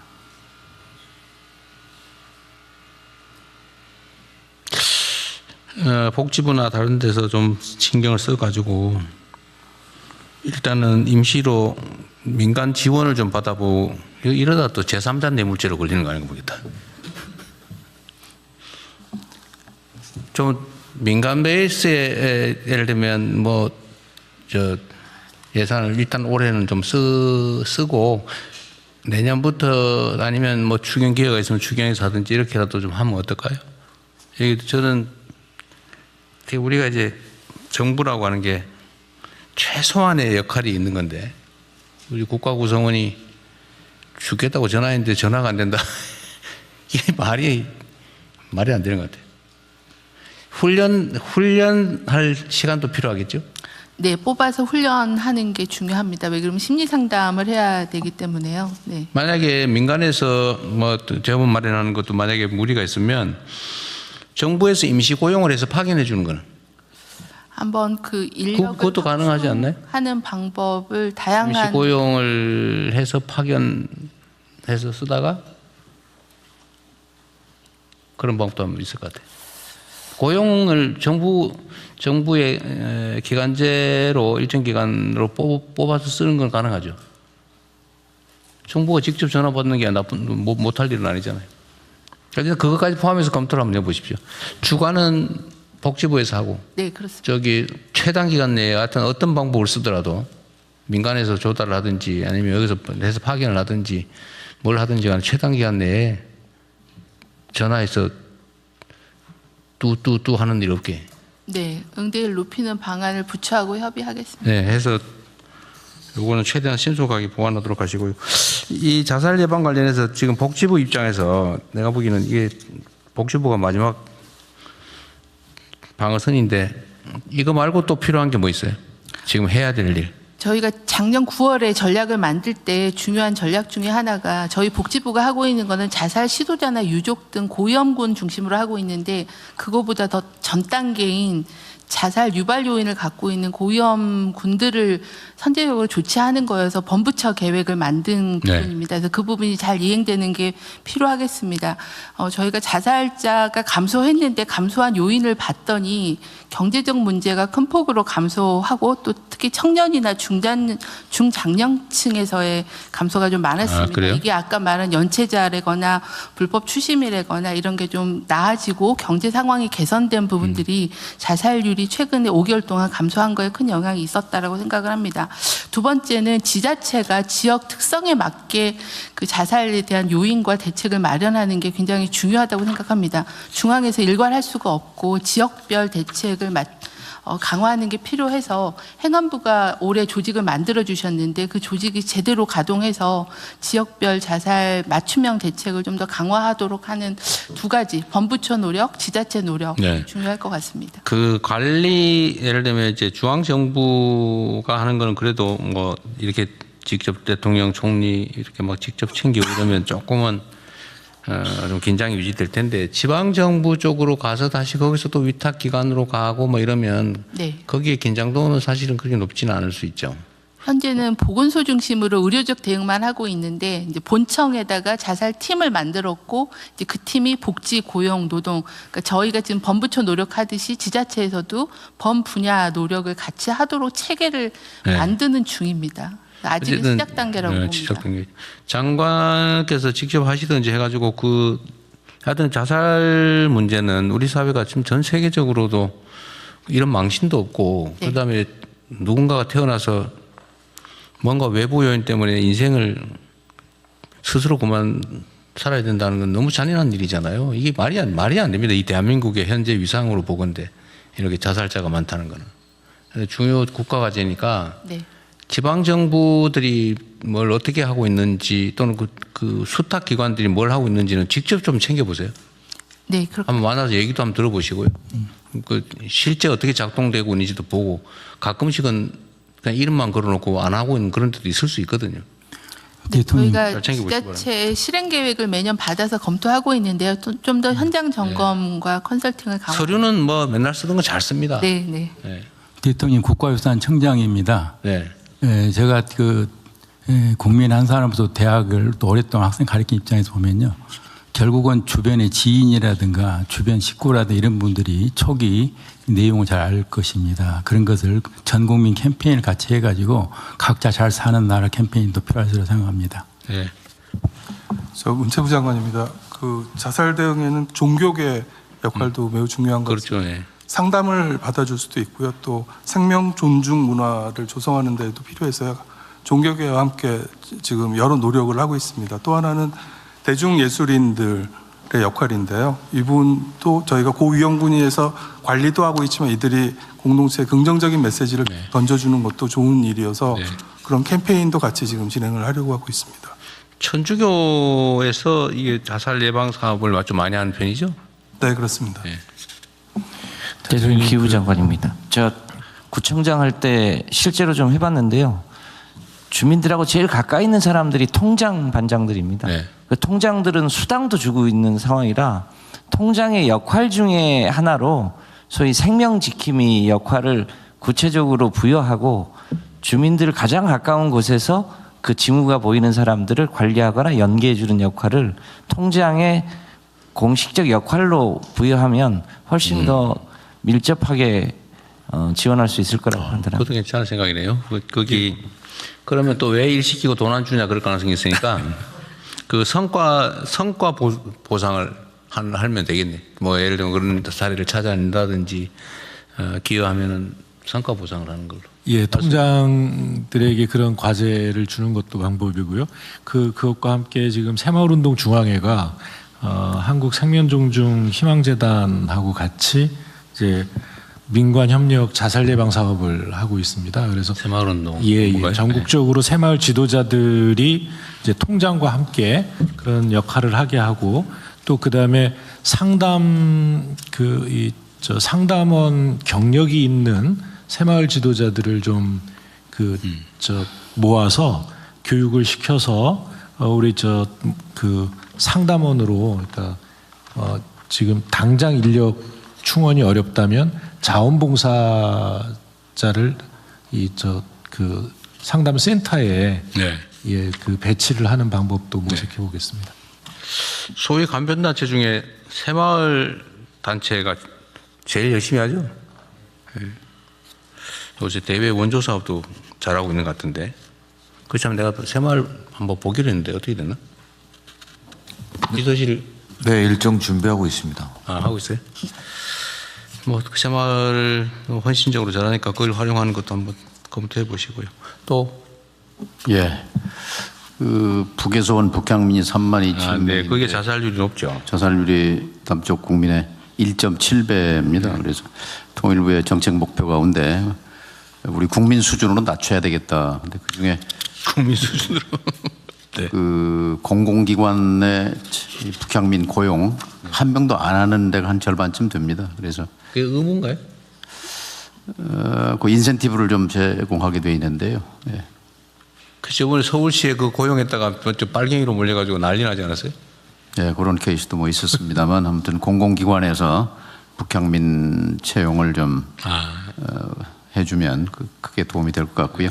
하나재단이 있는데 하나재단이 이제 북향민 돕는 그 생활안전 같은 걸 도와주고 있는데 거기에 주 임무를 자살자를 낮추는 그런 쪽으로 지금 전환하고 있습니다. 네. 지금 북향민이 37,000명? 2,000명? 네, 법제처장입니다. 네.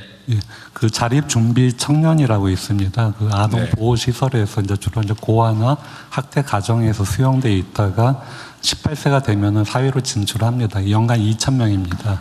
근데 그 자살 사망자 수가 일반 청년의 10배라고 합니다. 여기는 사실 수용 그 시설에서 관리가 되고 있기 때문에 평소에 이제 집중적인 그 심리 상담 지원을 하게 되면은 상당한 예방이 될 것으로 보여집니다. 그 언제 자살을 한다는 거예요? 그 기관 안에 있을 때 아니면 기관에서 나왔을 때? 나와서 보통 5년 내에 많이 그런 사례들이 있다고 합니다. 그래요? 복지부에서 한번 챙겨보십시오. 그 자립보호 청년에 대해서는 지원센터도 두고 있고 굉장히 그 장학금이라거나 금융교육이라거나 경제연계 일자리 이렇게 부처 협력해서 지원 체계를 갖추고 있습니다. 근데 내가 그 얘기 나와서 그런데 네. 그게 이제 자립청년이라고 해서 이제 기관에서 나오면 5년인가는 무슨 한 달에 50만 원인가 뭔가 주고 있고 네. 그다음에 목돈으로 이제 중앙 정부는 아니고 그 지방 정부들이 뭐 500만 원, 1000만 원, 1500만 원 이렇게 일시금으로 주잖아요. 자립 정착금을 1,000만 원 내지 1,500만 원 그 정부에서 지급하는 건 없죠. 지자체가 주고 있습니다. 지방 정부가 하죠. 그리고 지자체 하지 말고 지방 정부 하라고 했는데 내가. 아, 네. 지방 정부가 주고 있는데 좀 격차가 있습니다. 그래서 그건 할 수 없고. 예. 근데 그게 일시불로 주는 금액이 꽤 되다 보니까 네. 그것 때문에 사고가 꽤 난다고 하더라고요. 네.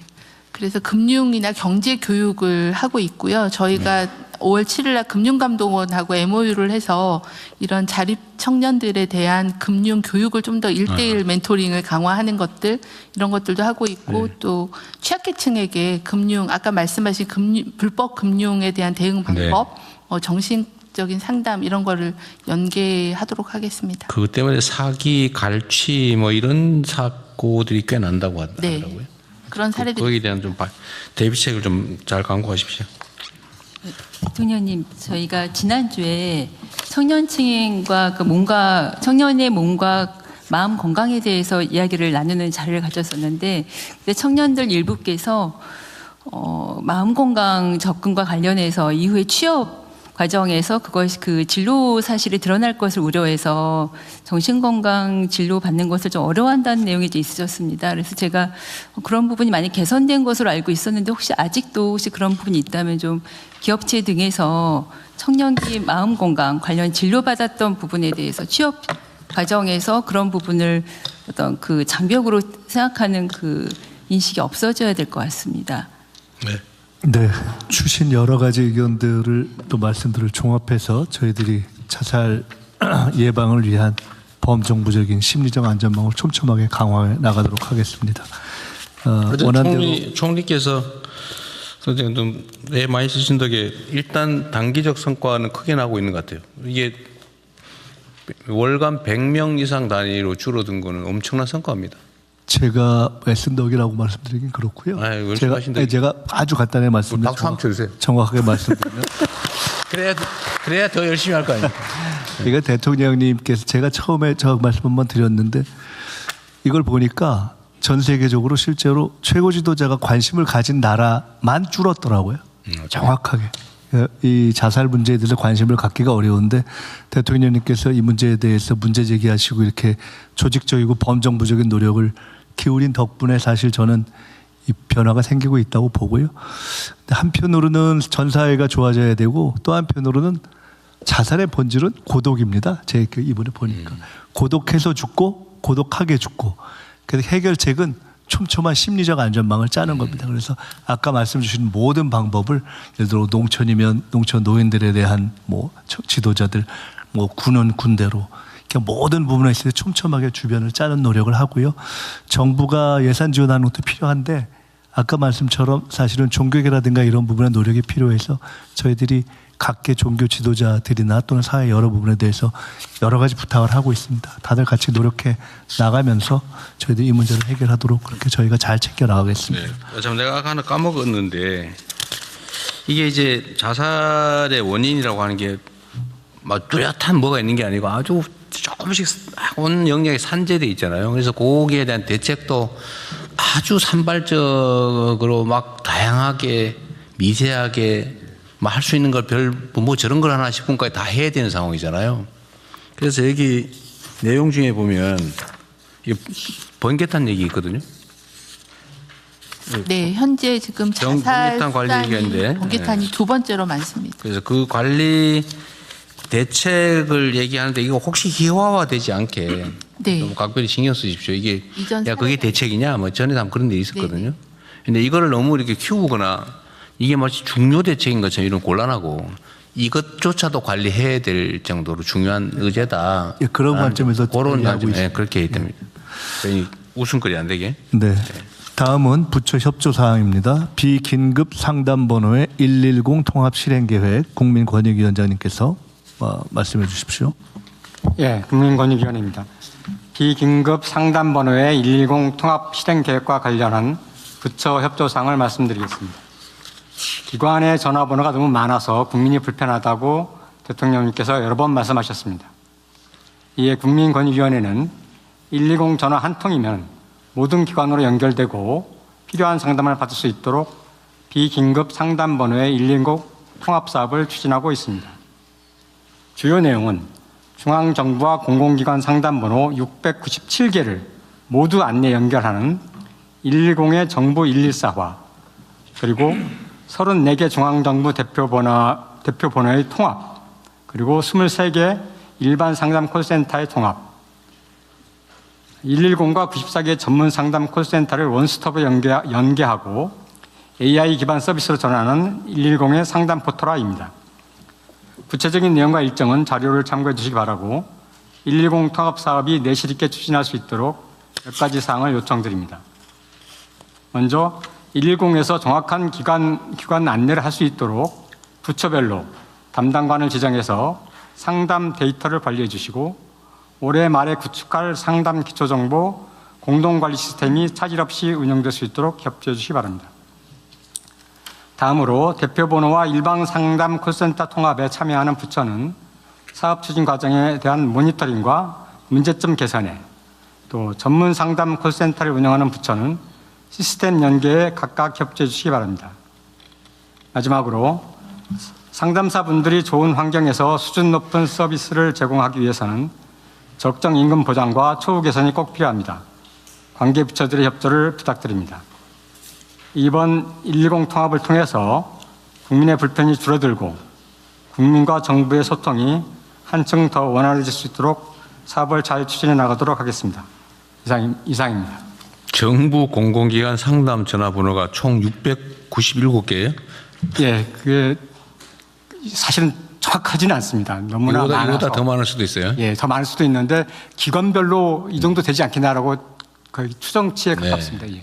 어제 너무 많죠. 예, 너무 많아서 이게 이제 안내 번호를 안내하는 번호도 만들어야 되죠. 이거는 어디다 물어봐야 되나요? 이렇게.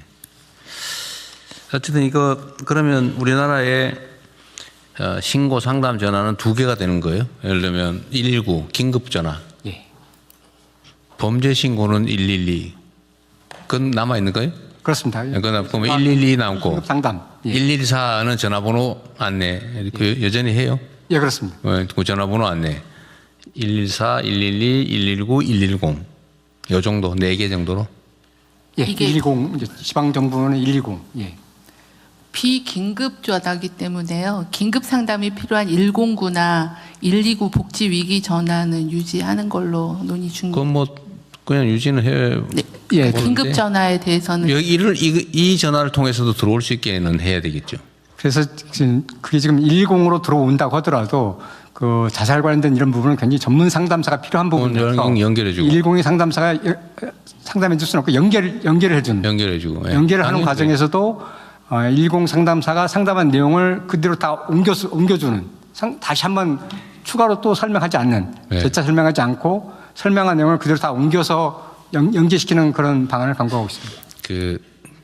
저도 아주 가끔 무슨 민간 기업이나 이런 데 전화할 일이 있는데 뭐는 몇 번, 뭐는 몇 번 이거 막 한 5번 하고 나면 확 짜증이 나가지고 그거 진짜 화나던데. 예, 그렇게 할 건 아니죠. 예, ARS를 지금 줄여 나가려고 하고 있는데요. 그럼에도 불구하고 아직 4개의 부처 부분은 ARS를 유지하고 있는 상황입니다. 거기까지 전부 다 상담사가 다 하게 되면 저희 응대율이 현재 93.2%인데요. 너무나 많이 떨어지게 됩니다. 그래서 그래서 이거를 기계화도 필요한 아주 간단한 것들은 그래 할 수도 있는데 하여튼 인력 고용을 반드시 최소화해야 된다, 줄여야 된다. 민간 기업들 지금 전부 다 ARS로 만들어가지고 전화하면 진짜 확 우라통이 치밀고 막 그러거든요. 그 상담원들 지금 다 해고한 거 아니에요. 정리해버린 거 아니에요, 지금. 인원수 확 줄여가지고. 저는 공공 영역에서 꼭 그렇게 해야 되냐. 국민들이 예를 들면 아까 자살 상담 이런 것도 인공지능으로 응대한다고 하는 것도 있던데 저는 인공지능이 받으면 성질 날 것 같아요. 확 더 죽고 싶을 것 같아요. 내가 이 취급밖에 못 받나 이런 생각 들 것 같아요. 근데 그때 정말 진심을 가지고 온 정성을 다해서 애정을 보여주는 게 이게 상담 전화의 본질인데 예, 그렇습니다. 그래서 그런데도 불구하고 이 상담 전화는 사실 매년 10만 건씩 줄어들고 있습니다. 지금 작년 같은 경우는 235만 건 정도 되는데요. 매년 줄어들고 있는 가장 주된 이유는 뭐 인터넷이라든지 스마트폰 뭐 이런 것 것으로 때문에 이제 그렇지. 해결을 하는데 그럼에도 어떤 그런 디지털 소외계층이라든지 그다음에 사람과의 대화 네. 이걸 굉장히 중요시하는 그런 분이 남아 있어서 110의 어떤 중요성이 남아 있는 것 같아 보입니다. 하여튼 이거 할 때 너무 비용을 줄인다고 너무 비인간적으로 하지 말자. 정부는 돈을 잘 쓰는 게 정부가 할 일이지 무조건 아끼는 게 능사는 아니거든요. 이것도 사실 관념을 바꿔야 됩니다. 정부가 모범적 사용자가 돼야 된다는 것도 사실 그런 취지고요, 그죠? 네, 잘 알겠습니다. 아까 말씀하신 대로 막 최저임금 줘가지고 막 쥐어 짜가지고 막 10분도 못 쉬게 만들어가지고 막 하루 일하고 나면 곤죽이 되게 만들고 일할 필요 없지 않나요, 그 말이에요. 그 무상 지원도 하는 게 정부인데. 네, 다른 각 부처들도 잘 신경 써서 좀 신속하게 하면 좋겠습니다. 네, 이후 순서는 비공개로 운영하겠습니다. 언론인 여러분께서는 잠시 대통령님 비공개로 전해하기 말씀하세요. 전에 제 산업부 차관입니다. 아까 질문 주신 것에 대해서 제가 잘못 답변 드린 게 하나 있어서 시정을 좀 해야 돼요. 말씀하십시오. 착한 주유소는 아직까지는 선정되지는 못했습니다. 그랬을 것 같아요. 네. 착한 주유소가 3번 선정됐고 2번까지 중복된 데가 14개가 있는데 5번 하려면 아직 멀었겠지. 5번 하려면 아직 멀었습니다. 제가 확인해 보니 잘못 답변 드려서 시정합니다. 자백하였으므로 용서합니다. 제가 이 보고와 관련해서는 그럴 것이다. 아마도 거의 이런 식의 표현이라든지 아니면 모르면서 아는 척 하느라고 사실상 허위 보고가 이거 아주 엄중하게 책임을 묻는다고 한다면 얘기한 일이 있는데 국무회의를 자주 안 오시다 보니까 몰랐던 모양인데 알겠습니다. 네. 비공개로 운영하겠습니다. 예.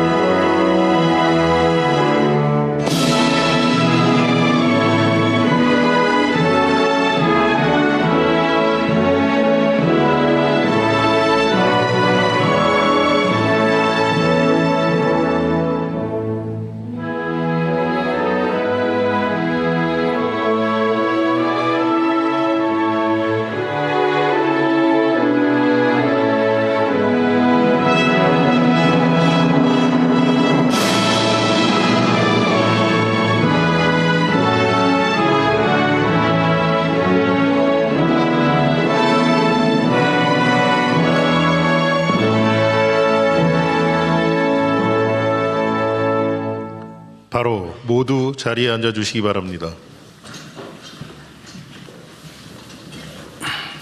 제20회 국무회의 겸 제7차 비상경제점검회의입니다.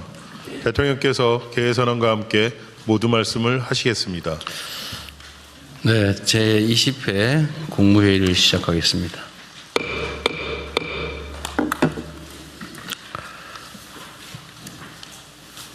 네, 닷새 동안의 징검다리 연주가 끝났습니다. 다들 어제 어린이날은 봉사 잘 하셨나요? 네. 이 통일부 장관님만 봉사 잘 하시는 거예요. 네. 네, 국민 모두가 가족들과 함께 잠시나마 행복한 충전 시간을 가졌기를 바랍니다. 헌법 개정안에 대한 국회 표결이 내일 진행될 거라고 합니다. 1987년에 현행 헌법이 제정된 이후 대한민국이 정치, 경제, 사회 여러 측면에서 참으로 큰 변화를 겪었습니다. 그런데 헌법은 여전히 지난 40여 년 동안 제자리 걸음입니다. 보통 이렇게 표현하죠. 세상이 변했는데 덩치는 커졌는데 옷이 맞지 않는다. 그럼 옷을 좀 고칠 필요가 있지 않냐. 이런 얘기들을 합니다. 지금 헌법으로는 지금 현재 우리 대한민국 민주주의의 수준이나 국민의 삶의 상황 또 국가의 미래를 충분히 담보하기가 어렵습니다. 또 동시에 전면 개헌을 하기는 부담이 너무 큽니다. 또 정치적 이해관계가 엇갈리기 때문에 합의가 쉽지 않습니다. 그렇다고 다 미룰 것은 아니고 할 수 있는 만큼은 하자. 이런 실용적인 태도로 접근할 필요가 있습니다. 부분 개헌을 합의되는 만큼 순차적으로 해나가는 것이 현실적인 방법이다라는 생각이 듭니다. 예컨대 불법 계엄을 더 이상 못하게 하자, 국회 통제를 강화하자. 이거 어떤 국민이 반대하겠습니까? 그 반대하는 사람이 조금 있을 수는 있죠. 그 사람들은 불법 계엄 옹호론자라고 봐야 되지 않겠습니까? 계엄 상황도 아닌데 불법적으로 정권 유지를 목적으로 또는 사익을 목적으로 계엄을 선포해서 군대를 통해서 나라를 망치면서 독재를 하겠다. 이런 것을 못하게 하는 게 당연한 거 아닌가요?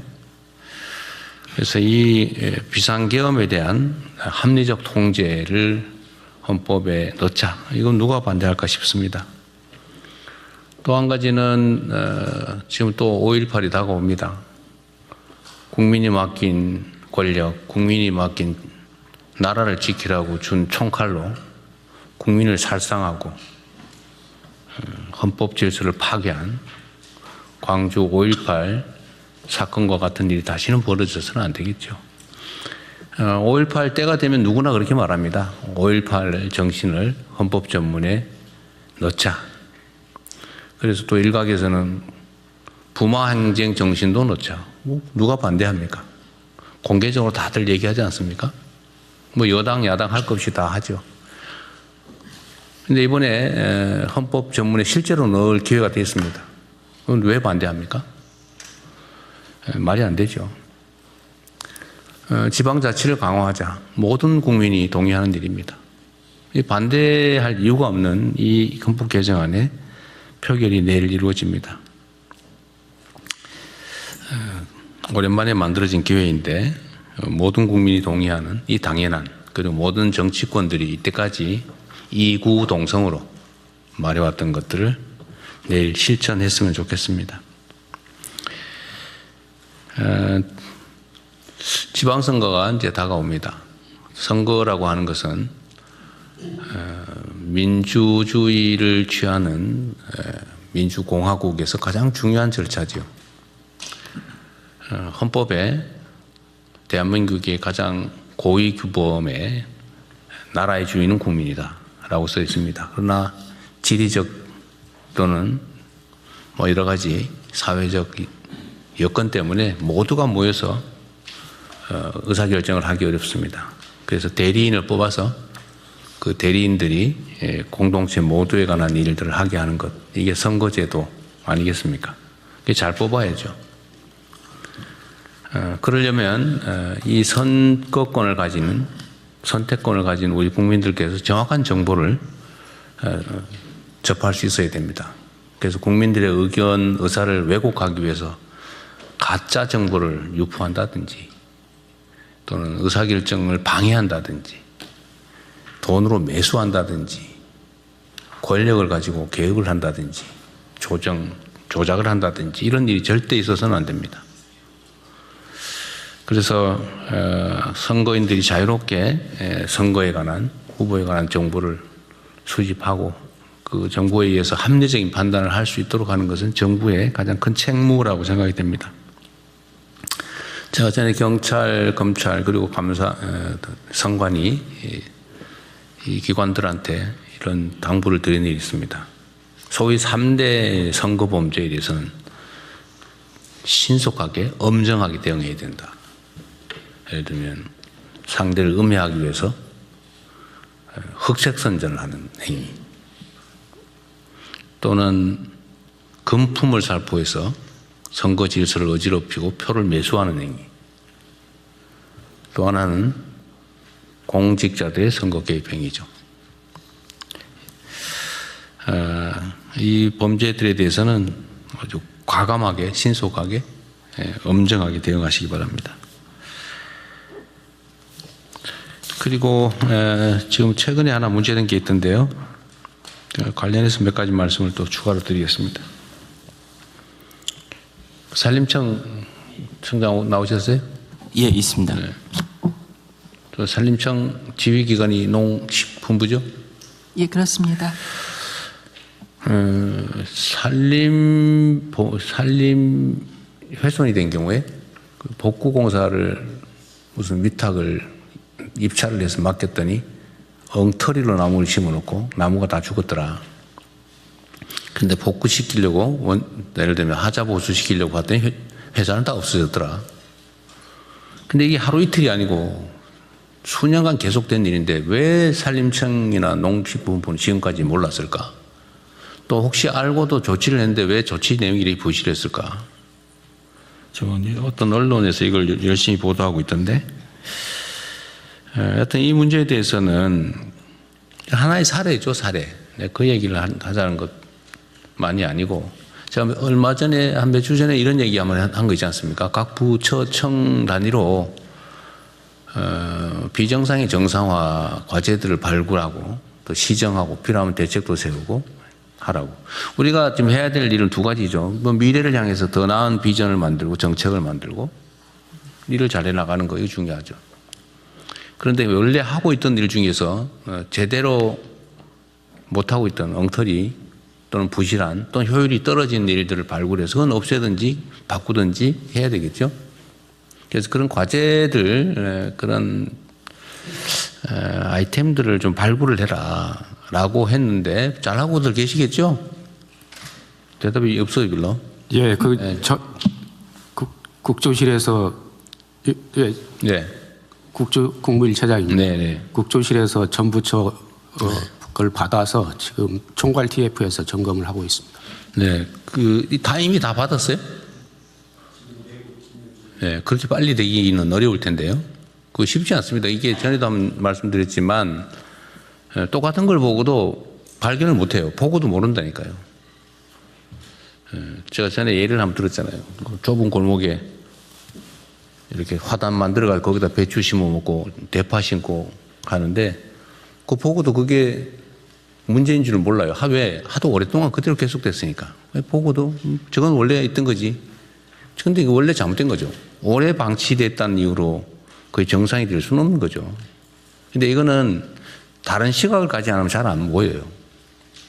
원래 있던 사람은 그냥 당연히 있던 거니까 정상으로 보이죠. 시각을 좀 바꿔야 된다.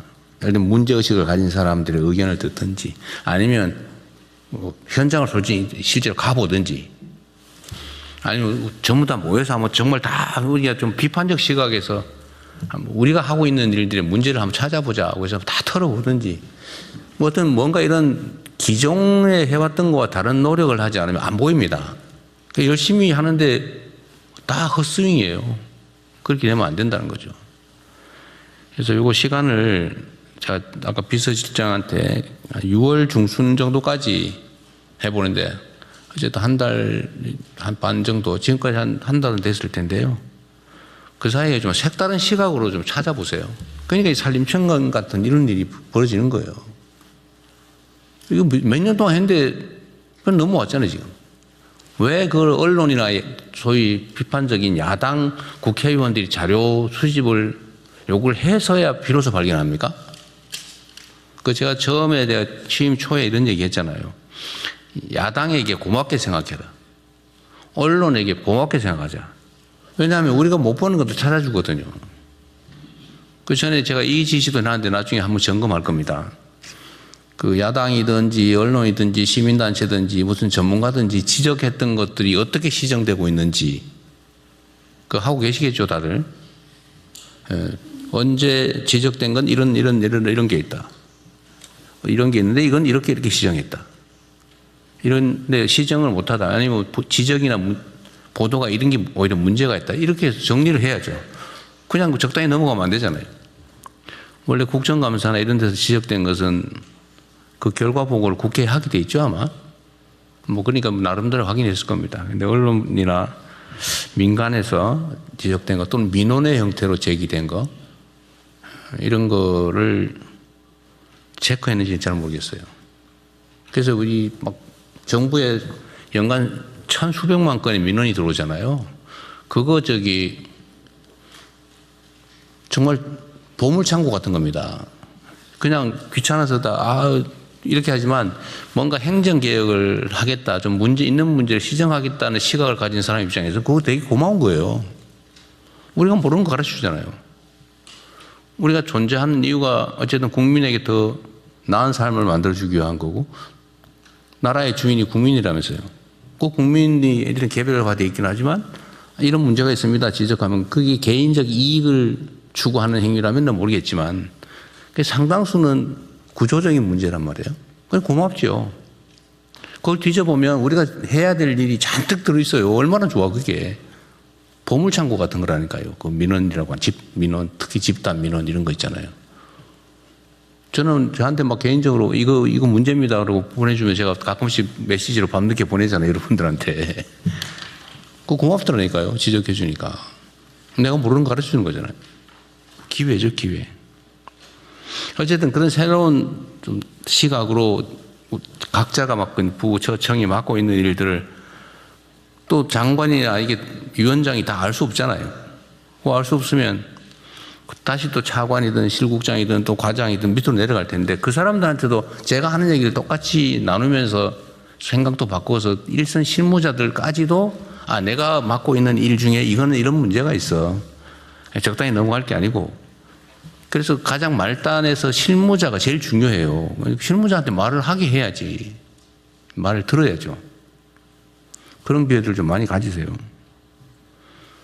그래야 나라 살림이 바뀌죠. 우리가 무슨 기존의 다른 공직자들이 하는 거와 다른 완전히 무슨 초능력을 가진 것도 아니고 뭔가 더 나은 세상을 어떻게 만들어요?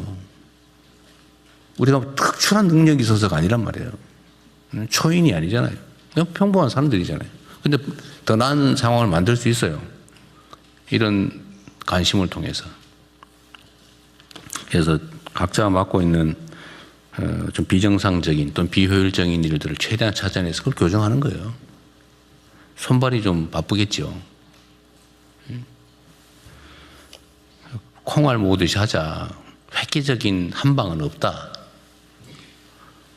작아 보이는 일들을 많이 하는 거, 열심히 하는 거. 이게 진짜 성과를 내는 일이고 이 큰 변화를 만드는 길입니다. 그래서 이거 비정상의 정상화라든지 비효율의 효율화 이런 문제는 오늘 산림청 사례를 계기로 한번 전면적으로 다시 점검하죠. 그리고 이거 대책을 만들 때 그 산림청도 내가 그 국무회의 방에 말씀하신 것도 다 봤는데 제일 중요한 것은 무슨 행정제재, 형사제재 여러 가지 있죠. 근데 행정제재는 이미 효과가 없잖아요.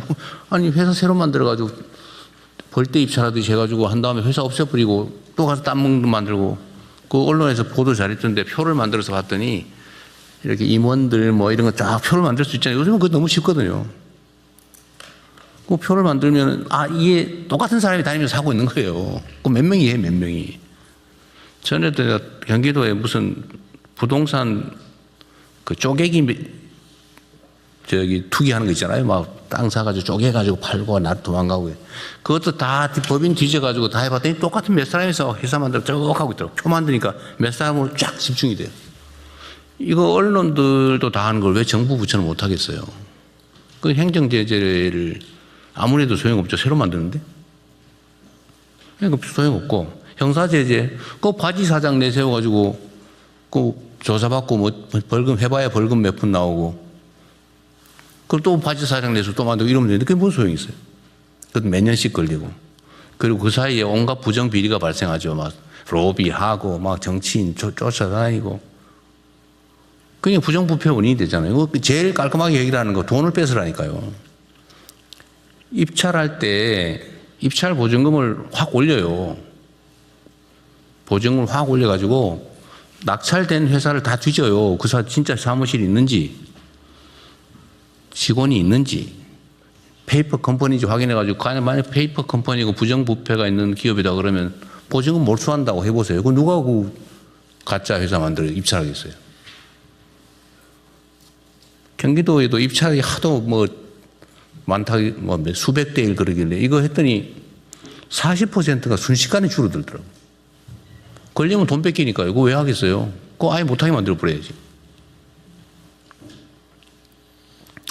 어쨌든 이런 것들도 좀 혼자 생각하면 쉽지 않거든요.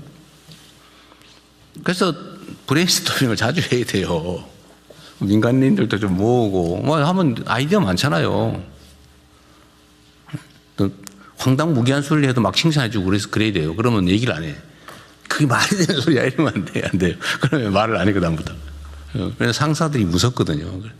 막 유인해가지고 격려해주고 쓸데없는 소리 하면 기발 안 돼 이러고 칭찬해주고 그러면 얘기한단 말이에요. 그런데 거기에 보석들이 들어있습니다. 하여튼 경제적인 손실이 되게 하면 아무도 안 해요. 왜 다 돈 벌려고 하는 거니까. 하여튼 실질적인 대책을 좀 만드십시오. 그리고 이게 행정에 대한 신뢰가 중요한데, 아, 말하면 진짜 하더라. 이런 확고한 믿음을 갖게 해야 돼요. 아, 말하고 흐지부지 하던데? 이렇게 하면 영이 안 써요. 그래서 말한 건 반드시 지켜야 됩니다. 저도 그 점은 분명하죠. 제가 시기가 언제인지는 모르지만 반드시 체크합니다. 전에 이거 한 거 어떻게 됐냐고. 물론 가끔씩 좀 늦어지는 경우는 있긴 하지만 여러분도 마찬가지예요. 뭐 당연히 잘 아시겠죠. 업무 지시하고 이러면 반드시 체크해야 됩니다. 그런 측면에서 이 계곡 정비하는 거 있잖아요. 행안부 장관님. 3월 말까지 한다 그랬죠 원래. 예. 아직 보고 못 받으셨습니까? 아니 뭐 그 제가 보고받는 거 별로 의미 없어요. 네네. 3월 말까지 정리를 한다고 했는데 그 다음에 뭘 할 거냐? 그 다음에 지금 지금부터 감찰을 해야지. 전국적으로 감찰을 시작했습니다. 5월 초부터. 예. 발견할 수 있는데 발견을 안 했다든지. 830여 건이었는데요. 그 대통령이 말씀 주신 4만 건이었다면서. 33,300건이 넘었습니다. 그런다니까요. 이번에는 항공사진, 위성사진까지 다 동원해가지고 또 AI 기술까지 동원해서 전국을 싹 스크린을 했습니다. 그러십시오. 이게 국정의 신뢰에 관한 문제예요. 권위에 관한 문제입니다. 예. 또 적당히 넘어갔네 이러면 뒤에서 욕해요. 고마워하는 게 아니고요. 비읍시옷하면서 욕해요. 네. 절대로 그렇게 방치하면 안 됩니다.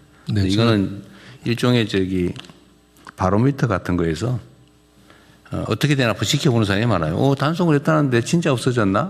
그러니까 자기가 평소에 가는데 가서 확인한단 말이에요. 진짜 제대로 하나? 그러면 이제 여름 행락철 오기 전에 그렇죠. 1차 감찰을 하고요. 행락철 시작되고 나면 2차 감찰을 또 할 계획입니다. 그러니까 이게 개별적으로 보면 별거 아닐 수도 있어도 전국적으로 보면 완전 국토를 모두의 것인 국토를 가지고 자기 혼자 돈벌이 한다고 폐쇄하고 그러면 안 되잖아요. 그죠? 온 국민이 화나잖아요. 예를 들면 전에 저기 남원인가 어딘가 우리 토론할 때 어떤 분이 말씀하셔서 단속해 봤더니 불법 시설 운영하는 거를 도와주기 위해서 불법 다리를 놓고 있었다는 거 아닙니까? 맞습니다. 예. 그럼 황당히 대통령이 지적했는데도 그 다음에 계속하고 있어요. 그래서 그것도 이제 감사 결과가 왔던데. 감사해서 지금 고발 조치도 하고. 그러니까. 예. 그런데 그런 거는 징계하는 건 별로 효과가 없다니까요. 네. 왜냐하면 그 이상의 이익이 있기 때문에 형사처벌 해야지 그런 거. 공무원 자리를 더 이상 못하게 만들어야죠. 예. 그거 명확한 배임죄던데 현행 보면서. 그렇습니다. 하여튼 이 개국 정비도 일정한 시한을 정해서 체크를 하고 그 결과 보고를 저한테도 제가 국정상황실장 어디 있어요? 그거 받았어요? 개국 정비 2차 단속한 거? 못 받았습니다. 제가 확인 못했습니다. 저희 정무에 어디? 자치발전 비서관 아, 그래요? 언제쯤 주셨어요? 그 4월 중순경에 취합해서 보냈어요. 아, 그래요? 네네. 그 약간 우리 그럼 청와대 안에 약간의 정보 소통에 문제가 있나 본데 한번 국정상황실장이든 비서실장도 한번 챙겨보십시오. 네. 네. 어쨌든 이제 그 다음 단계는 제가 전에 얘기한 대로 첫 번째는 옛날에 하던 대로 한 거고, 아이 뭐 보고하라니까 생생용으로 몇 개 해서 한 개 880 몇 개였죠. 네. 제대로 한다고 한 게 33,000 몇 개였다. 예. 그거 말고도 많이 있을 겁니다. 그럴 겁니다. 네. 근데 이제 지금부터는 어떤 공직자가 그거를 방치했나 거기에 중점을 둬가지고 감찰하고 필요하면 여기 경찰 필요하면 다 직무유기로 다 수사하도록 하고 예. 법무부도 좀 신경 쓰고 검찰도 신경 쓰고 하십시오.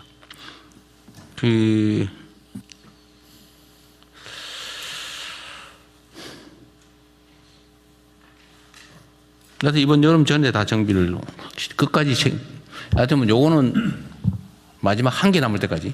네네. 행가부 장관께서 가끔씩 가보세요. 예, 저도 불시에 그 방문할 점검을 할 계획이고. 가보면 있어요. 네네. 그리고 지금은 없어도 행락철 되면 또 만들겠죠. 장사할 욕심에 또 설치가 됩니다. 그다음에 즉시 철거는 하고 있어요. 그거 저기 개고장 올 여름에 보내고 올 가을에 철거하면은 내년에 다시 설치하고 그러잖아요. 예, 벌금 500만 내. 그럼 못하게 바로 정비할 수 있게. 그냥 시설만 철거하는 게 아니고요. 그 시설을 설치했던 데가 대부분이 뭐 이 평탄화 원상복구해야 되겠지. 그걸 완전히 재자연화하는 데까지 네. 목표로 하겠습니다. 그리고 협조적인 데는 지원을 하더라도 정비하는 걸 도와주도록 하시고요. 네네. 네.